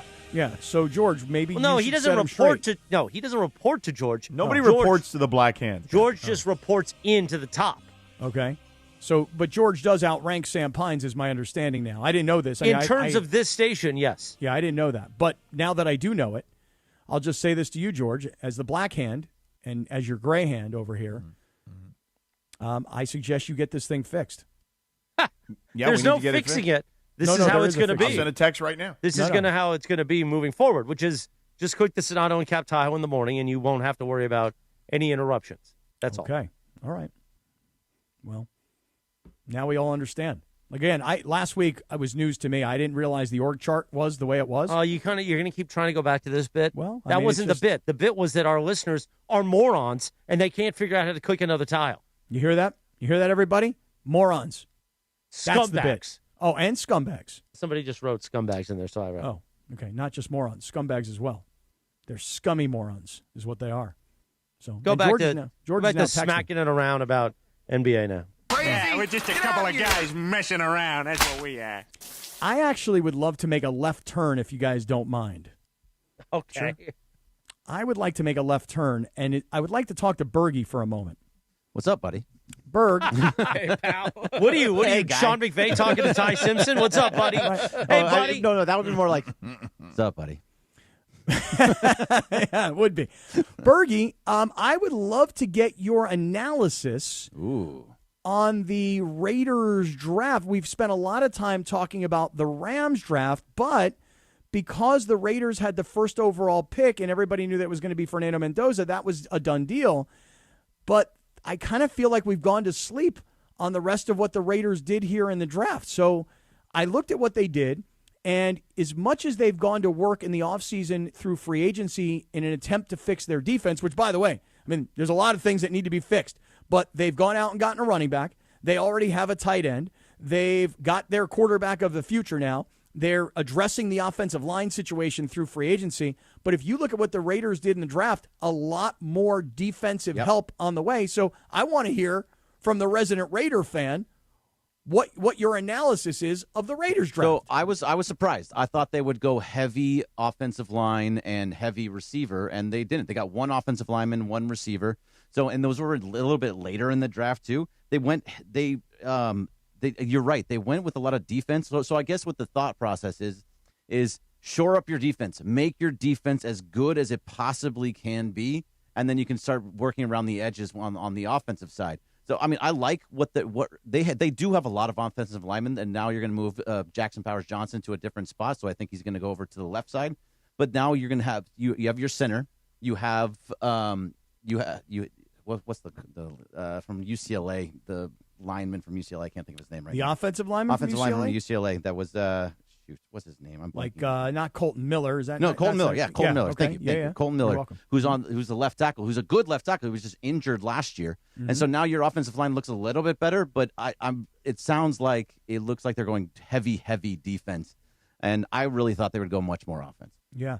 Did you guys happen to see when Mendoza walked into the Raiders facility? Did you guys catch any of that? No. Where like the entire company, imagine. Let's say there's 300 people that work in the Raiders offices. I don't know the exact number. He comes walking in, man, and the entire place is there to cheer for him and welcome him. And again, I'm going to love this story throughout this kid's career, however long it lasts with the Raiders. You're talking about the bad boys of the NFL, right? And here comes the sweetest, most loving, most religious, most family-centric, biggest smile, sweetest kid of all time. And he comes walking in, and we're watching it right now, and the place is just, and look, and he's clutching his hands, like, thank you so much, everyone. Thank you. It's so wonderful to be here. The bad boys of the NFL, traditionally, in Sin City, now have the sweetest, most lovable kid of all time as their quarterback, and I'm here for it because I don't know how it's going to go down. Morales, before we get back to, I'm watching the video because as you said, we're posting it on YouTube. But I opened the ESPN LA app. Okay.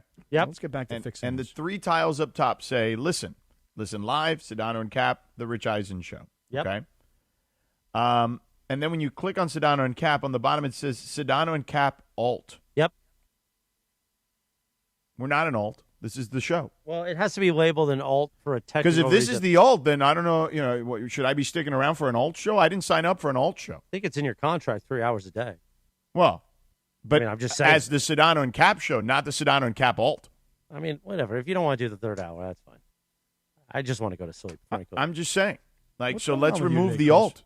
What, is there a problem here today? I mean, do you need Not to a talk problem. it out? I just was looking forward to 3 days off, and now I don't have that. And that's because the Lakers lost last night. Correct. Now, had the Lakers won, you were going to take off, what, Monday, Tuesday, Wednesday? No, Tuesday, Wednesday, Thursday, Friday. Yeah. Okay. Perhaps we should tell people about this whole switch, though, prior to us switching, right? That probably because the people who are already here are already freaking out. Yeah, I didn't realize that. I didn't realize that the other app wasn't up the whole time, so we'll fix that starting tomorrow. That's all. I mean, it's very Tulsa-like. What are you going to do? Then it's Tulsa. You know what?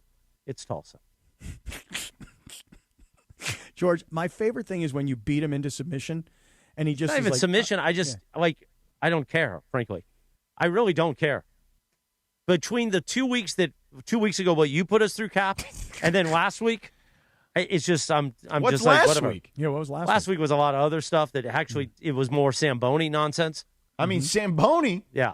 He's the most lovable guy in the planet. Right. Yeah, except No, like well, you next to might- Geeter. Mendoza. Geeter's the most lovable guy, actually. He's I so take that cute back. and petite, though. I know Samboni's so petite. Now, Geeter's you know? the most lovable guy. Yeah, no. The highlight of last week was definitely the breakfast with Geeter, where he cream cheese, where he spread. Whoa, careful! He cream cheese what? He cream cheese burgie, frankly. A bagel. He smeared that all over him. It's an He onion smeared bagel, burgie? too. Yeah. The onion bagel. He got an onion bagel. Yeah, huh? I love onion bagel. That's your bagel. My and bagel. he smeared it? Yep, smeared it. Why would he have done the smearing? Because he wants the gig. He's a nice guy. Hey, I will smear your bagel.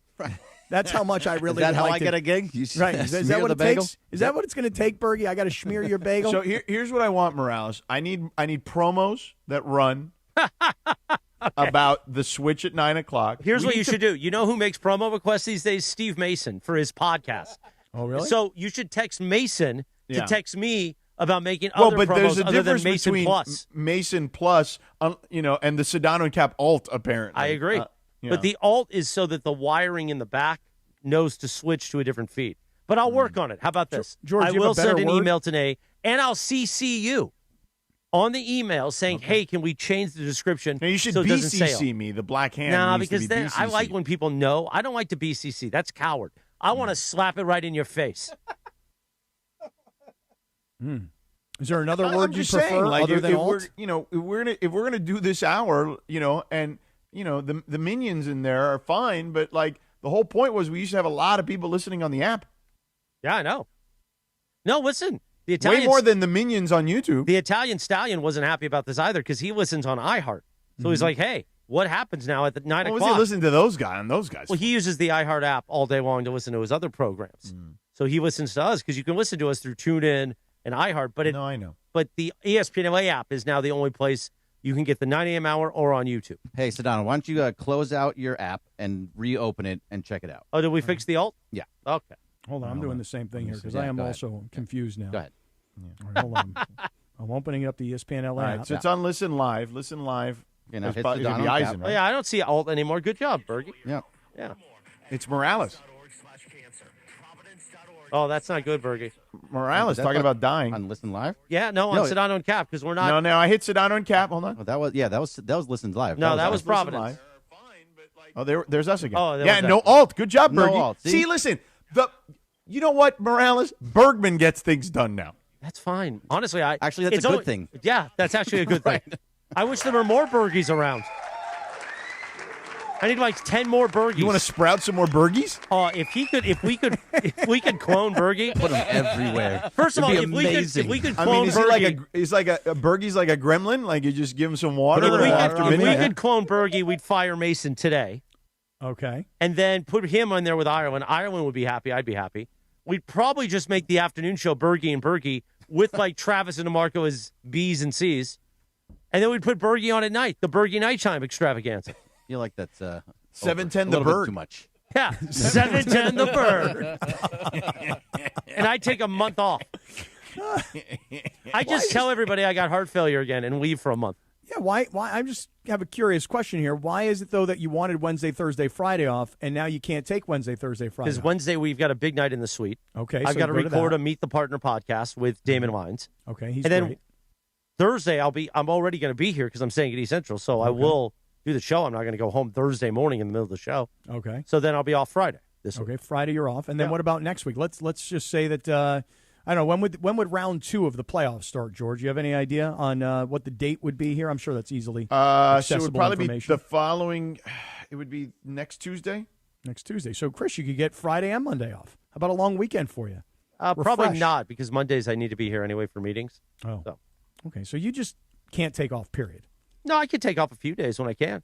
Mm-hmm. I don't want to play some golf because I got to get ready for this summer trip to Cleveland to play golf with owner Sam Pines. And if he keeps it up, if he keeps trying to sabotage this show, let me tell you what, I might hit him with a 9-iron. Oh, Cappy could start as early as Sunday, depending on how things play out. But it could start anywhere between Sunday and Tuesday.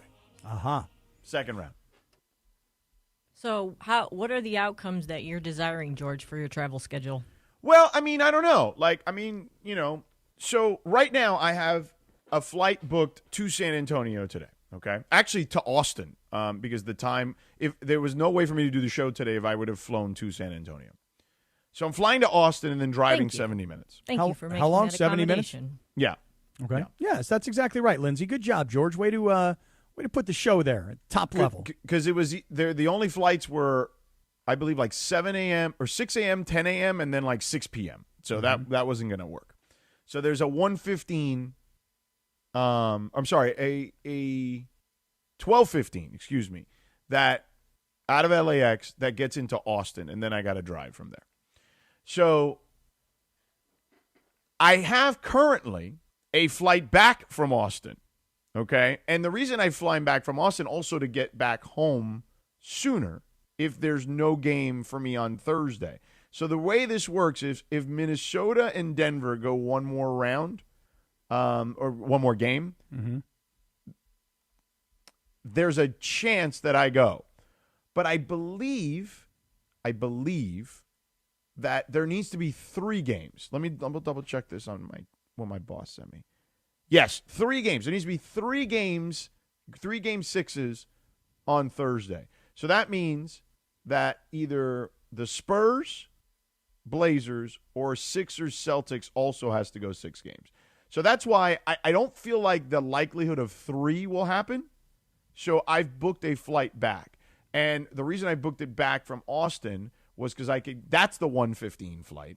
But I would have to drive, so that means I can only do the show till like 9 Pacific time, and then drive to Austin, drop off the rental car, and then get on a flight that would get me back here at 2:30 that day. Because if not, I'd have to wait till a 3:30 flight out of San Antonio, which means I'd be sitting around for 3.5 hours before I could get back, and then I'd land here like at 5, which I definitely don't want to do. Too much, man. I can't keep up with your travel. Well, honestly, I can, luckily. Yeah, good for you, man, because I could never do it. Seriously, that's crazy. So you're going to go you're going to leave today and go to Austin and then drive to San Antonio. Okay, and then tomorrow is this? Tomorrow's the game, San Antonio Blazers. Right. So if the Blazers somehow win and and Denver somehow wins tonight, which Denver could win. Right, the Denver part of it could win. Then at that point, right, it's going to be I'll go to Minnesota. So if the Blazers win, if any of the Blazers, Sixers, or 2 out of the 3 need to win, Blazers, Sixers,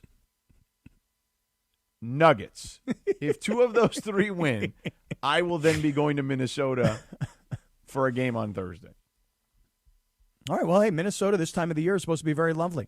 I mean, it's actually not bad. Yeah. Yeah. No, Pittsburgh. 77 here today in Cleveland. Yeah, Pittsburgh. Hey, 77 degrees today, Cleveland. Hey. On Thursday. Well, 49 actually in Minnesota on Thursday. Yeah, it's going to cool down. Cold front coming in. There's a cold front. We've got a cold front coming in. Hey, everybody, there's a cold front. That's right. Yeah. I mean, that's fine. I can deal with that, but not ideal, but I can deal with it. But yeah, so there's a lot. It's very fluid, as I text you guys yesterday. Yeah, I don't. It's funny because I don't think a lot of people realize how crazy fluid your schedule is, literally day to day. Literally, when we're trying to schedule some things because we need you to record a social video. But they really want you to pump that. They didn't take my answer about you not being around, so they want to figure out how you can pump those flowers, man. Yeah, well, they didn't accept my answer. Hey, Mother's Day's coming, man. Listen, you know what they need? You know what they need? Well, again, this is my thing. Here we go. Everybody stand back. I'm going to send the tape. This is what I told Chris when this request for me to do the yearly video of Books, right, from The Office, and we do a fun little bit on the flowers. the NBA playoffs didn't surprise anybody, okay? Like, get him, Sedano, get him. These dates are kind of etched in stone for a long time. So as much as I love our folks back there in the MC, department, this isn't a surprise that I would not be around. This is not the first year that I've been doing this. It's probably in my time here, the 9th or 10th, actually. So it should not have caught anyone off guard.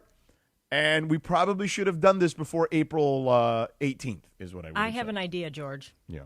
Send the flowers to my hotel? Yes, yeah, but then how are they going to get to Mrs. Sedano?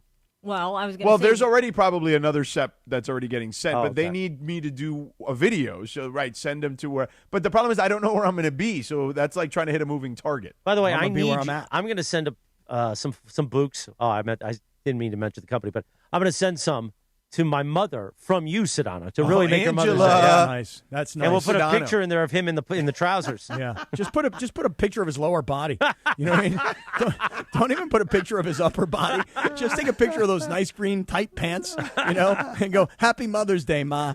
Here's some nice flowers and a picture of Sedano's trousers." Yeah.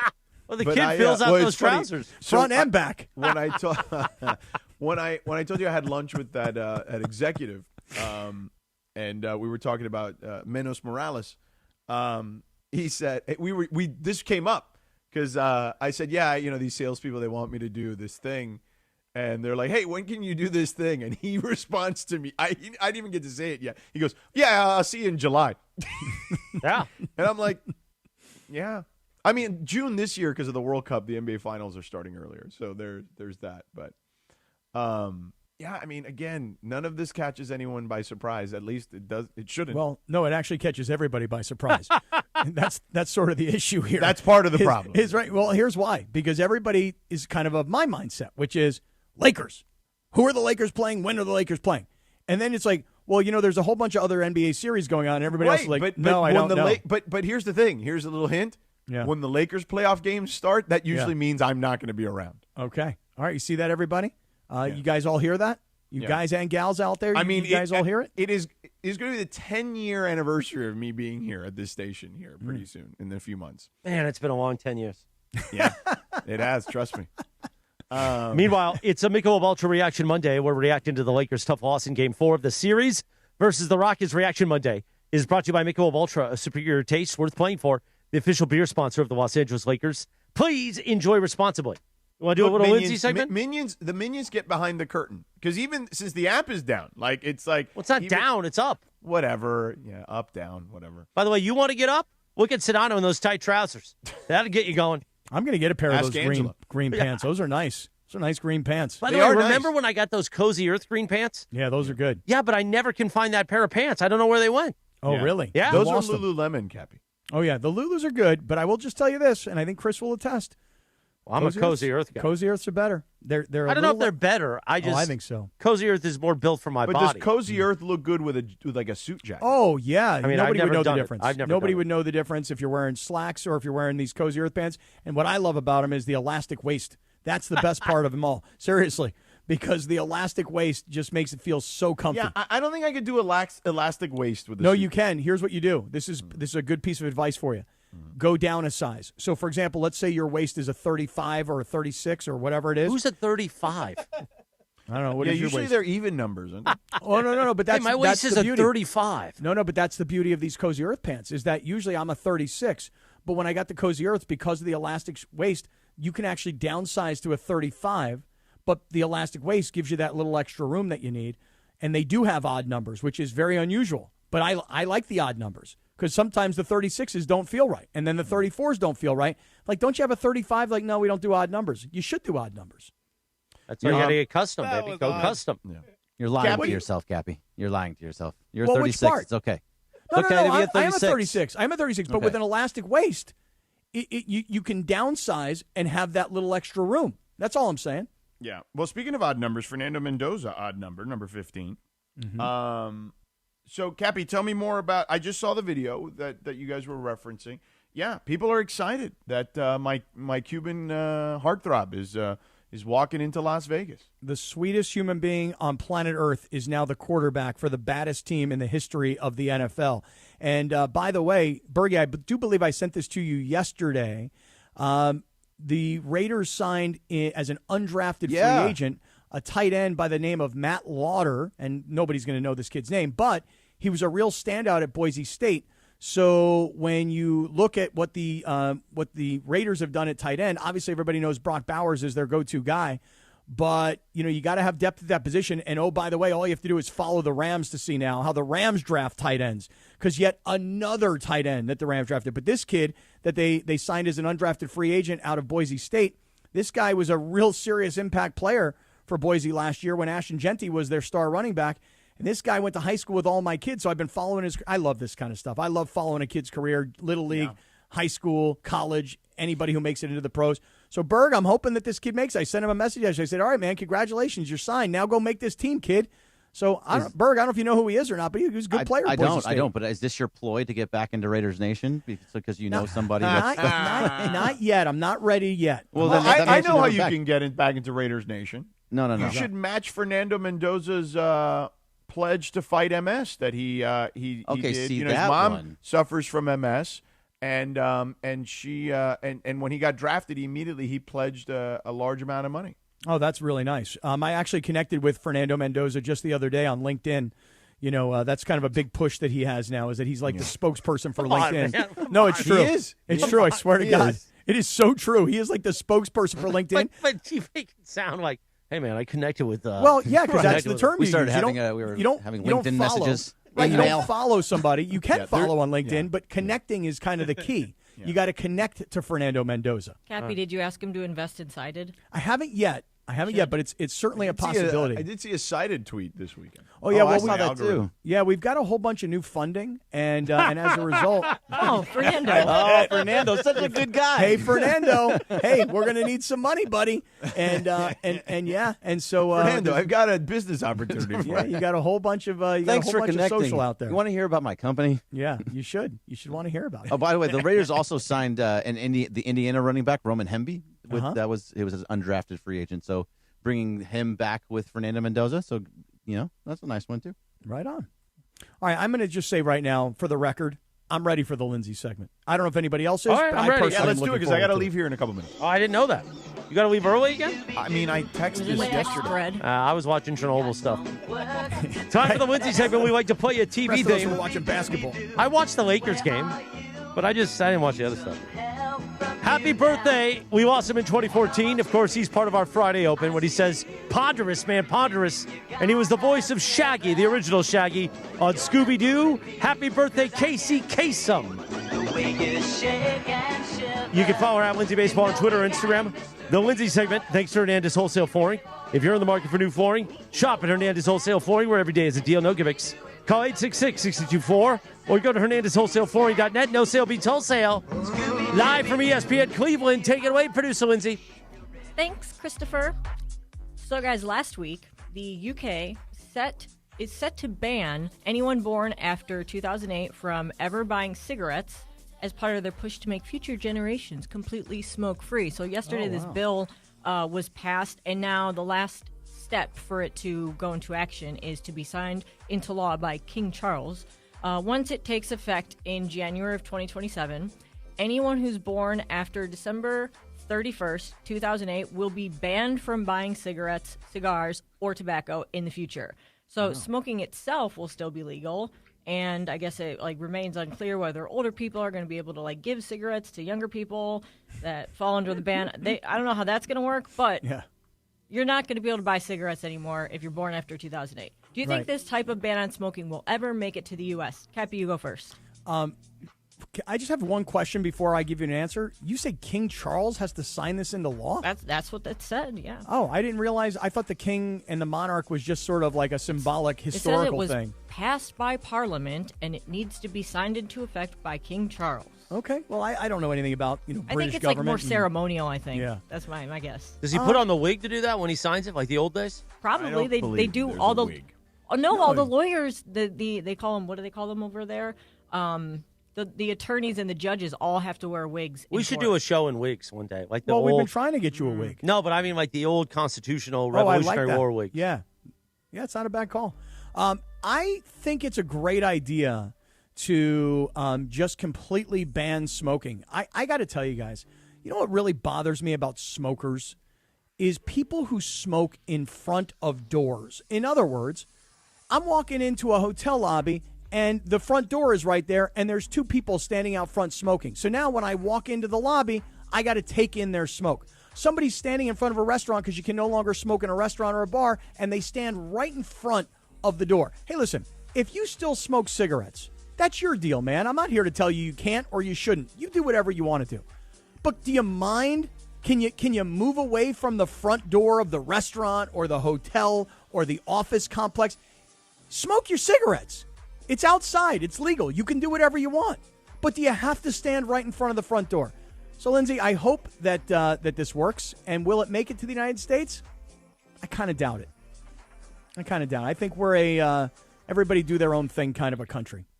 What do you guys think? What do you think, George? Well, I mean, in California, they outlawed like flavored tobacco because they're trying to discourage the younger generation from smoking. So you never know. No, I do understand that. And I it's a good don't move. think so, unfortunately. I just think that, I just think between lobbying and corporations and just I think that, and again, I get we'll never live in some sort of platonic society, right? Like where we're just going to live in like this perfect like utopia, right? Like I get it. But we definitely, as a country, you asked about the country, we definitely value profit more than we value our own health, I would say. And there's plenty of history to back that up. Oh, yeah, you're right. Totally right. Sadly. All right, so did you guys see, I know you all saw it, over the weekend, Megan Thee Stallion dumped Klay Thompson on Instagram. It is a final. So I did see this, yes. Amazing. Well, we don't have to, we don't know, even though we know Michael, we don't know the ins and outs of their relationship and what happened, but she publicly accused him of cheating, and she posted something on Instagram calling out his horrible mood swings. She said that he wasn't sure if he could be monogamous, and then she said trust and fidelity are non-negotiable, totally just kind of, ripped him on social media. And I wanted to know, since we, I don't want to get into their specifics, that's their business, but is how do you feel about the posting on social media a breakup? How do you feel about that? Do you think it's necessary, or I don't think that part is necessary personally. Okay. And I would say that about anybody. Even regular people do it, and I think it's okay. I don't feel like I feel like that's between two people. You know what I mean? Mm-hmm. Now this is a very public situation. I've never been in a public relationship per se because I'm not some sort of famous person, but I would say that. Yeah, look, that's between them. I honestly, I don't know. You know what I'm saying? It is what it is, It is between them. However, because they're both so famous. And the because, relationship was very public on social media. And look, I'm going to be honest with everybody, but everybody already knows what I'm about to say. We will tread lightly on things like this because of our love for Michael. But, her putting out this message yesterday, we're looking at it right now, that he got cold feet. And her whole thing about you had me around your family playing house. Yeah, I come from a real family. Mom and dad are still together. I've got brothers. And we brought you into our family, and you were awesome. And now she says that, you got these mood swings, as you're pointing out, and don't know if you can be monogamous. Well, I got news for you.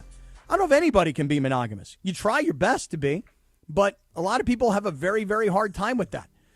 So she chose to put this out there for public consumption. Why? Is it to embarrass him? Is it to let the world know that she's now, taking a break and she's going to be by herself? I don't really know what her motivation is. But it feels like there's some real anger behind these posts. Because she felt, at least the way I kind of perceived it, was she felt like, hey, not only are we dating, but, your mom's interesting, your dad's cool, you got me around your brothers, we're having Thanksgiving, I'm breaking out my cooking skills, this is really too bad. My daughters hit me up on this weekend. They're really upset about it because they thought that Klay and then Michael, and then me, this was like their way of meeting Megan Thee Stallion.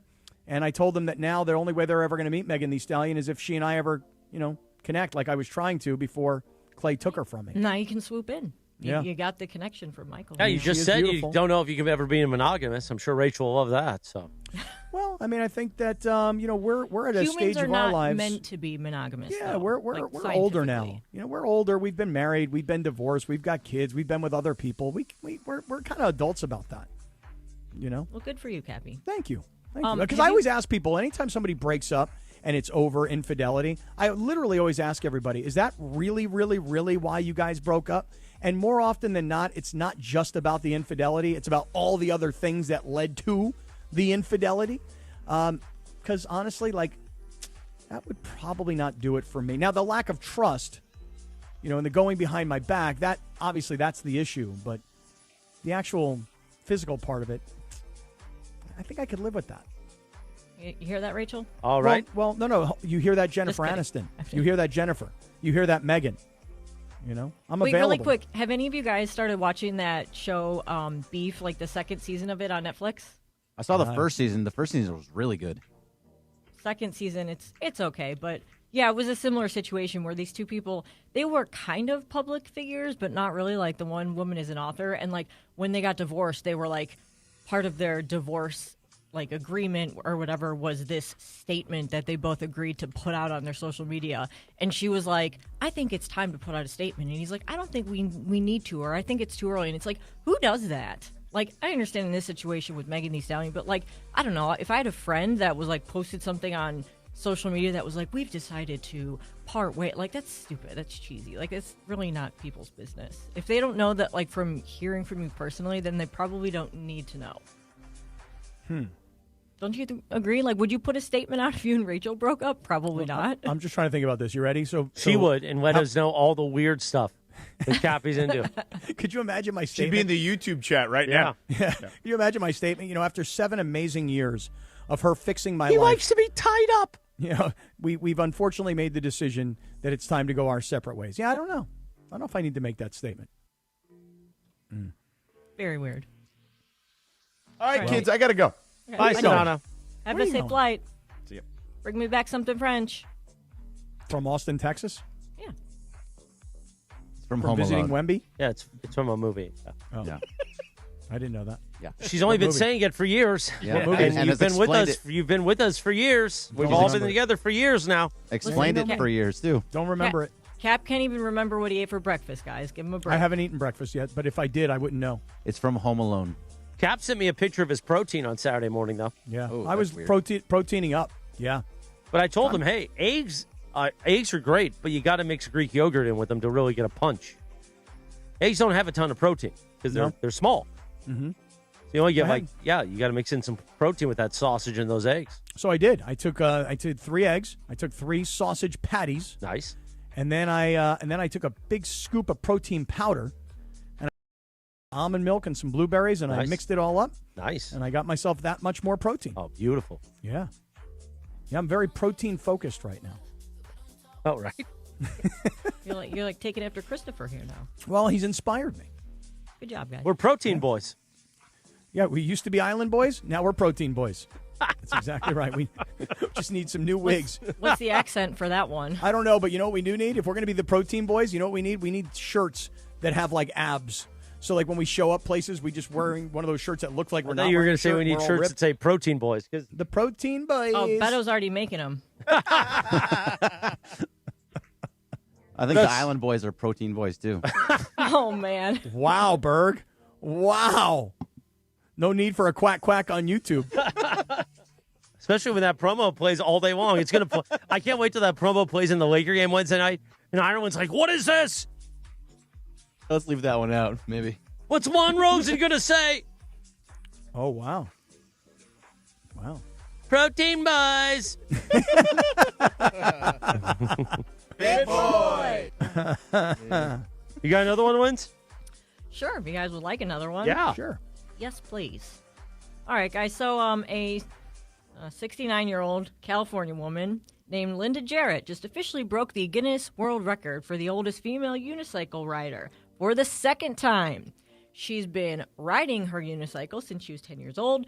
She once worked as a Hollywood stunt double, and to get this record, she performed the Nutcracker in a red wig and a clown costume. Great. Awesome. Her advice is to start very young and never stop. What is a skill that you wish that you kept up from when you were younger? Because obviously, like, unicycling, I don't know how this lady's doing it at 70 years old, but, like, it's not like riding a bike where you can just do it over and over again. Like, is there anything cool you learned when you were little that you wish you still could do? So when I was a little kid, and some of the old-timers out there will remember this show. I think everybody here will probably remember, other than Lindsay. Do you guys remember the show Happy Days, right? The Fonz, Yeah. right? So Never at one heard point, of it. okay, well, at one point during this show, I think it was the Fonz who was going to set a world record. He would take quarters, right, and he would put them up on his elbow. Does anybody remember this episode? And then what he would do is he would snatch the quarters. So you put the quarters up on your elbow, and then boom, you take down your elbow and you catch the quarters. And as a little kid, I remember thinking that the Fonz is going to break the world record for the number of quarters up on his elbow, and then he could reach down and I could do it pretty good, and then I'd stack them up. I have like $5 worth of quarters on my, and maybe that's an exaggeration, but I had 8 quarters or so on my elbow, and then I'd snatch them. And I wish I could still do that. I wish I would have kept up with that skill. Maybe I'd be in the Guinness Book of World Records someday. Anybody else got one? I was pretty good at the skip it. You know what the skip it is? No. Oh, yeah. Where you just, like, wrap it around your ankle and then try and jump over. Yeah, you got to wrap it around your ankle, Jack. Like the ball and the Yeah, the ball. Yeah. Oh, yeah. I could do like hundreds of those. My counter always got the highest. Like, it would spin over because it only had 3 numbers. And so mine would always like get to $9.99. Then it would start over because I could get so many of them at once. Bought one with my communion money. Esquivoso. Jorge, God, Christopher? that freaking word, Skivoso, all weekend long. Cappy don't know nothing about the first communion, Jack. No, I don't. But all weekend long, I've been thinking about that word Skivoso because I received in the mail the other day a hard copy on LifeSource, the water company you're talking about, right? And I actually received a hard copy in the mail about this LifeSource water system of 20 years of clean water, time to upgrade. And I was like, you know what? I don't want to be a city water Skivoso. Don't be a city water Skivoso, man. Esquivoso. 800-WATER-99. Tell them the ESPN LA special for the month of April. They'll take care of you.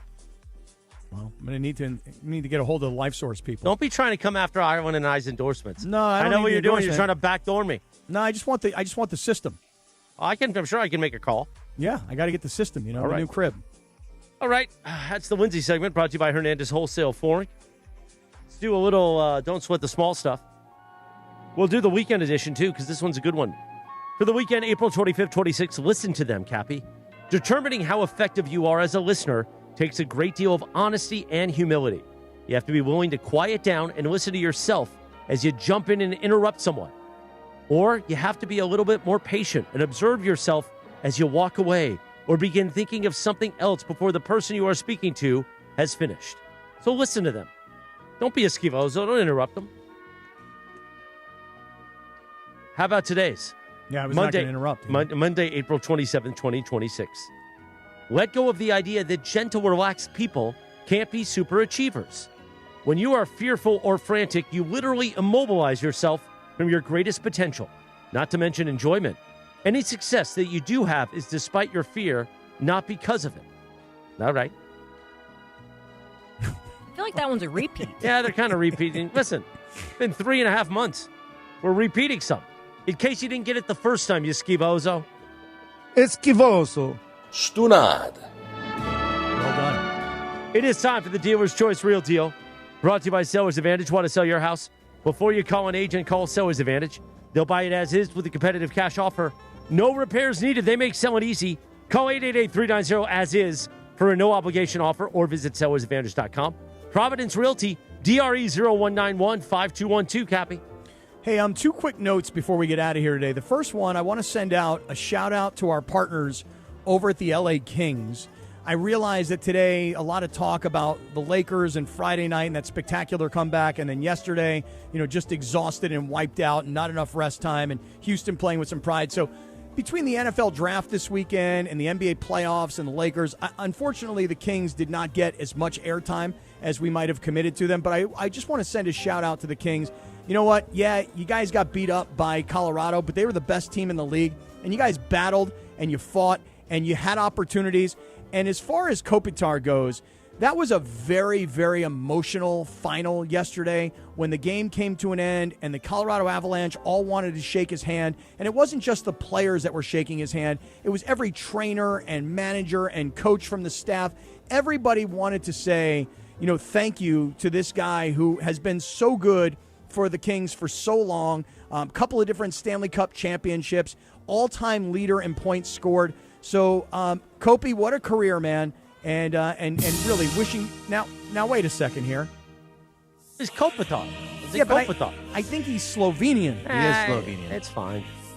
Now, I don't know where Slovenia is. Now it sounds very Eastern Blocky. It's Eastern Bloc. And it sounds it's our like Eastern it could be, Bloc theme song. Right, Jack. could be nearby Russia somewhere, I suppose.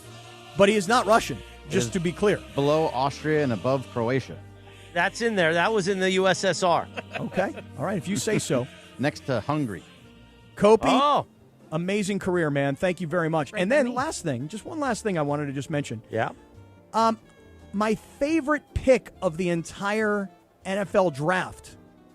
My favorite pick in the entire NFL draft. Round 7, pick number 14 by the Pittsburgh Steelers. Here we go, Steelers. Here we go. Anybody know who the Steelers picked at the 14th pick of the 7th round? Oh, no. Of course not. Here's why I mentioned the kid's name. His name is Eli Heidenreich. Did he now, go I to school mentioned with your him. kids? He did not go to school with my kids. But there's a connection. But there is a connection. This guy I talked about during the college football season. He's a guy who played at Navy, really didn't get recruited out of high school. He's too slow. He's too wide. He can't play running back. He can't play receiver. Well, guess what? The kid winds up going to Navy. He becomes this record-setting running back / wide receiver. And the kid is all decked out in his Navy uniform. And he's in his hometown of Pittsburgh where the draft is going. And he gets selected by his hometown team. And you know what? This is a great feel-good story. There's his dad giving him a big old hug. Eli Heidenreich, who had a monster career at Navy. And if Bill Belichick was the coach of the Patriots, they would have drafted him way earlier. But what a great local story of a kid who went to the Naval Academy, set records, and is going to have his opportunity to play for his hometown Pittsburgh Steelers. Eli Heidenreich, my favorite pick of the entire NFL draft. And that's it. Thank you, Cappy. Reminder, the official personal injury attorney of the Sedano and Kap Morning Show every day is Jacob Emrani. If you're injured in an accident, call Jacob, 800-345-6789. That's 800-345-6789. Or call jacob.com. That's going to do it for the Monday edition of the Sedano and Kap Morning Show. We will see you tomorrow for a live Imaging Tuesday presented by Providence. 7 a.m., sucker. And we'll do this all over again. Be there. Yeah.